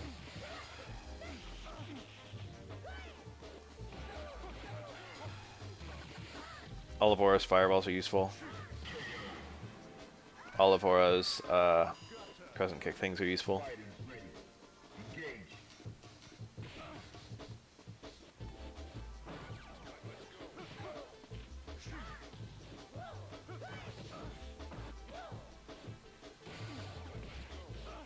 Cool juggle.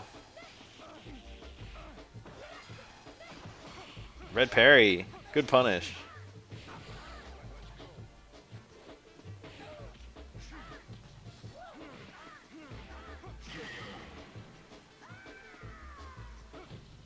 You win.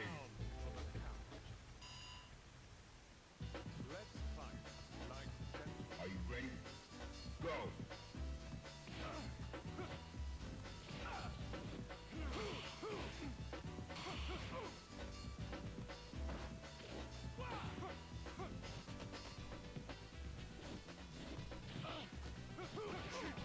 Nice.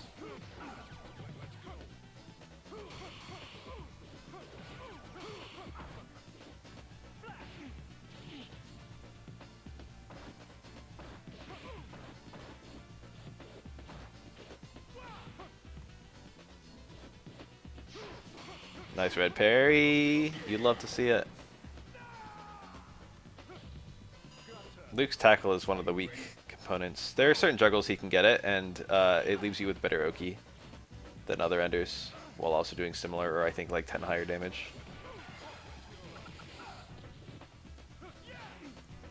Like he's got some off the wall charge back or charge flash knuckle, medium flash knuckle into tackle. That's kind of good.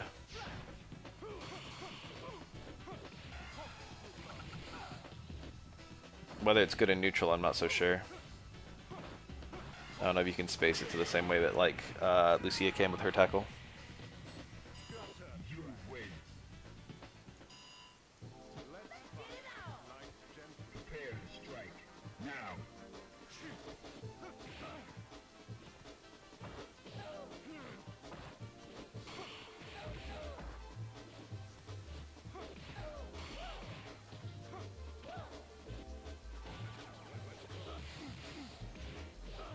Love that combo.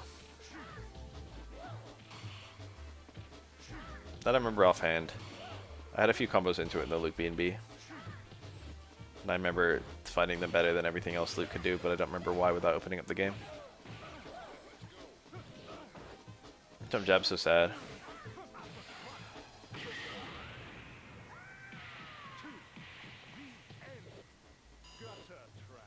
Prepare to strike. Now. What's up? Nice confirm.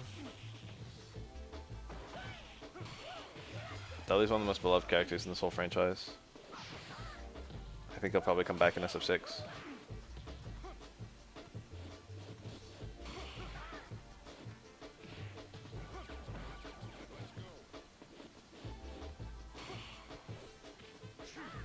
Wow, someone wants Rolento back. I kind of want Rolento back.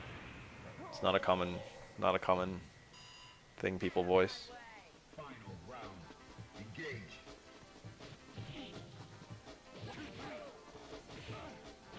Rolento has fans. He's got a rockin' fucking theme. He's definitely unique. I kind of liked him more in Alpha than I do in 4. 2 frames? Where'd you get that number? The red parry window's 2 frames. And only for specials and supers. Parry window's huge in this game. A regular parry on the ground is 6 to 10 based on how long you hold forward. Shorter tap gives you a longer parry window. And an air-to-air parry is, I think, 4. Or like an anti-air parry.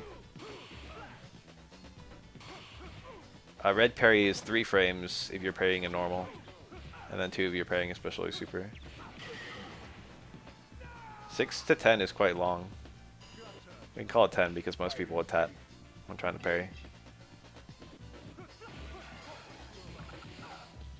Yeah, generally speaking, parries are pretty easy to hit. The big variable is just when the opponent's going to attack. Because generally speaking, you can't react. It depends on what you're trying to parry. There are some reactable parries, and they're usually pretty easy. Stuff like Elena's Mallet Smash or something. Sean's Wheel Kick. The last hit of certain supers, such as Chun-Li SA2. Those are all very easy parries. People occasionally fuck them up just because the stress is high, but you know, Are you ready? Go. they're not actually difficult.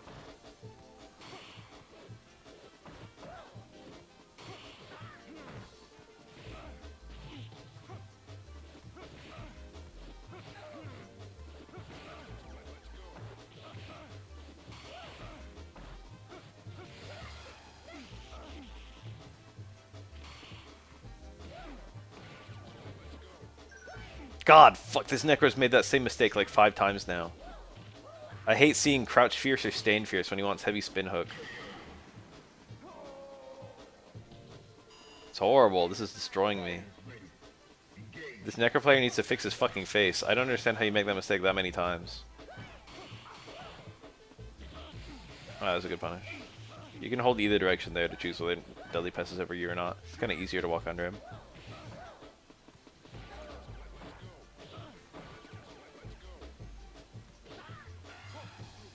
I would have parried that.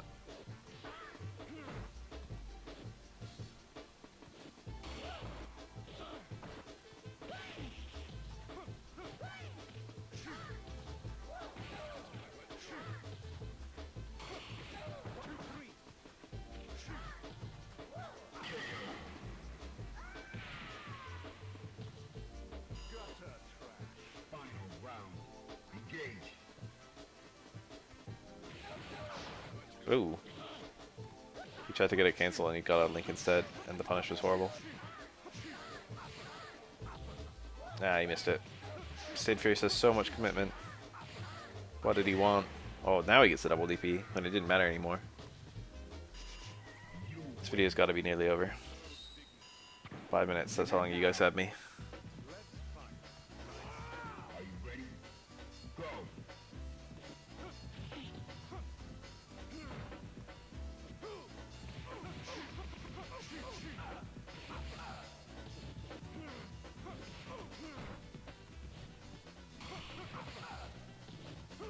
Yeah, I strongly feel that they'd already started development of SF6, and Ed was already, not Ed, Luke was already a character in SF6 when they revealed him in SF5. I mean, even right at the beginning, they were like, yeah, this is going to be an SF6 character. Well, they didn't say that, but they said he's important for the future of the series. Which is, they might as well be saying, yeah, he's going to be in the sequels. Combine that with the fact that he was one of the first characters revealed, I'd say he was one of the first characters they started working on for SF6.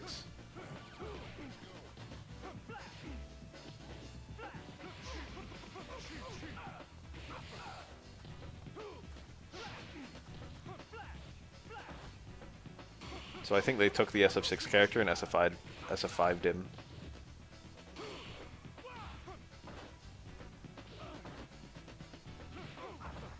Oh, that's a punish.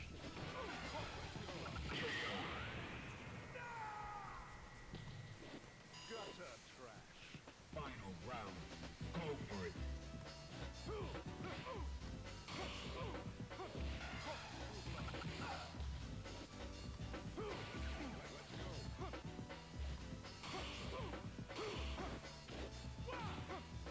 Ranking for hit confirms from easiest to hardest? Do you want me to just list every hit confirm in the game?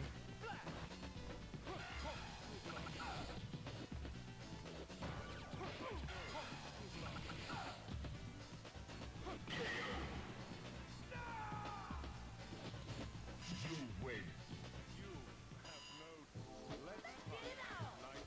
Into the heat of battle. Go for it.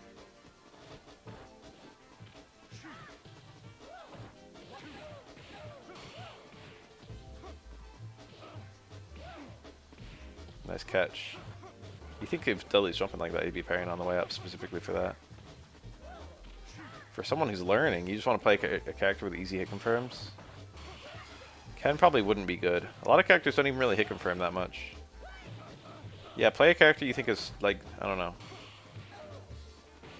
I don't know how I want to recommend difficulty to help you pick a character. You'll grow into every character's hit confirms. Just play who you want to play. Prepare to strike. Now.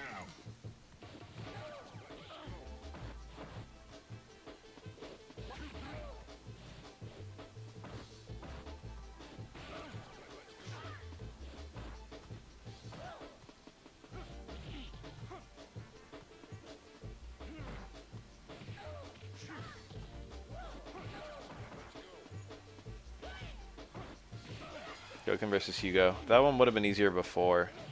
It's still a horrible matchup. But they did like the thing with the flag of the fireballs, right? I think during beta testing, and maybe during the first release of Ultra, you couldn't duck medium fireballs, and now you can, something like that. And when you couldn't duck medium fireballs, the matchup was like horrible. Final round. Now.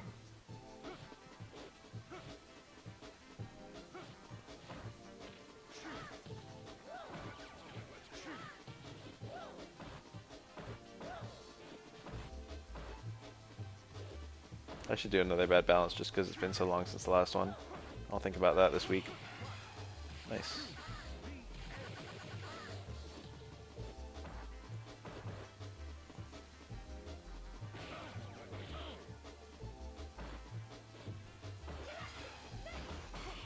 The red parry into fucking stand forward of all things.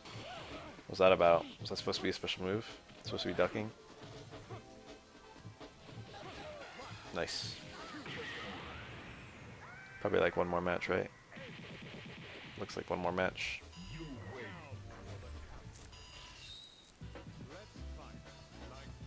Into the heat of battle. Yeah, you said that just it was gonna be that character instead of Luke.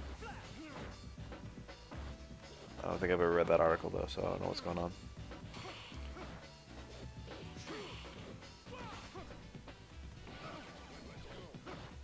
The car throw, we saw the movement because it whiffed.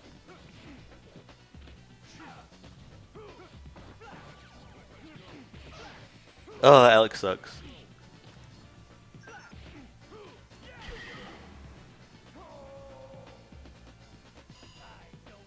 Are you ready?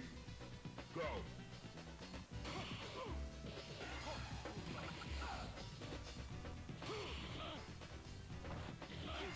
Nice confirm. That confirm is not free. It'll be pretty quick. It's a late cancel.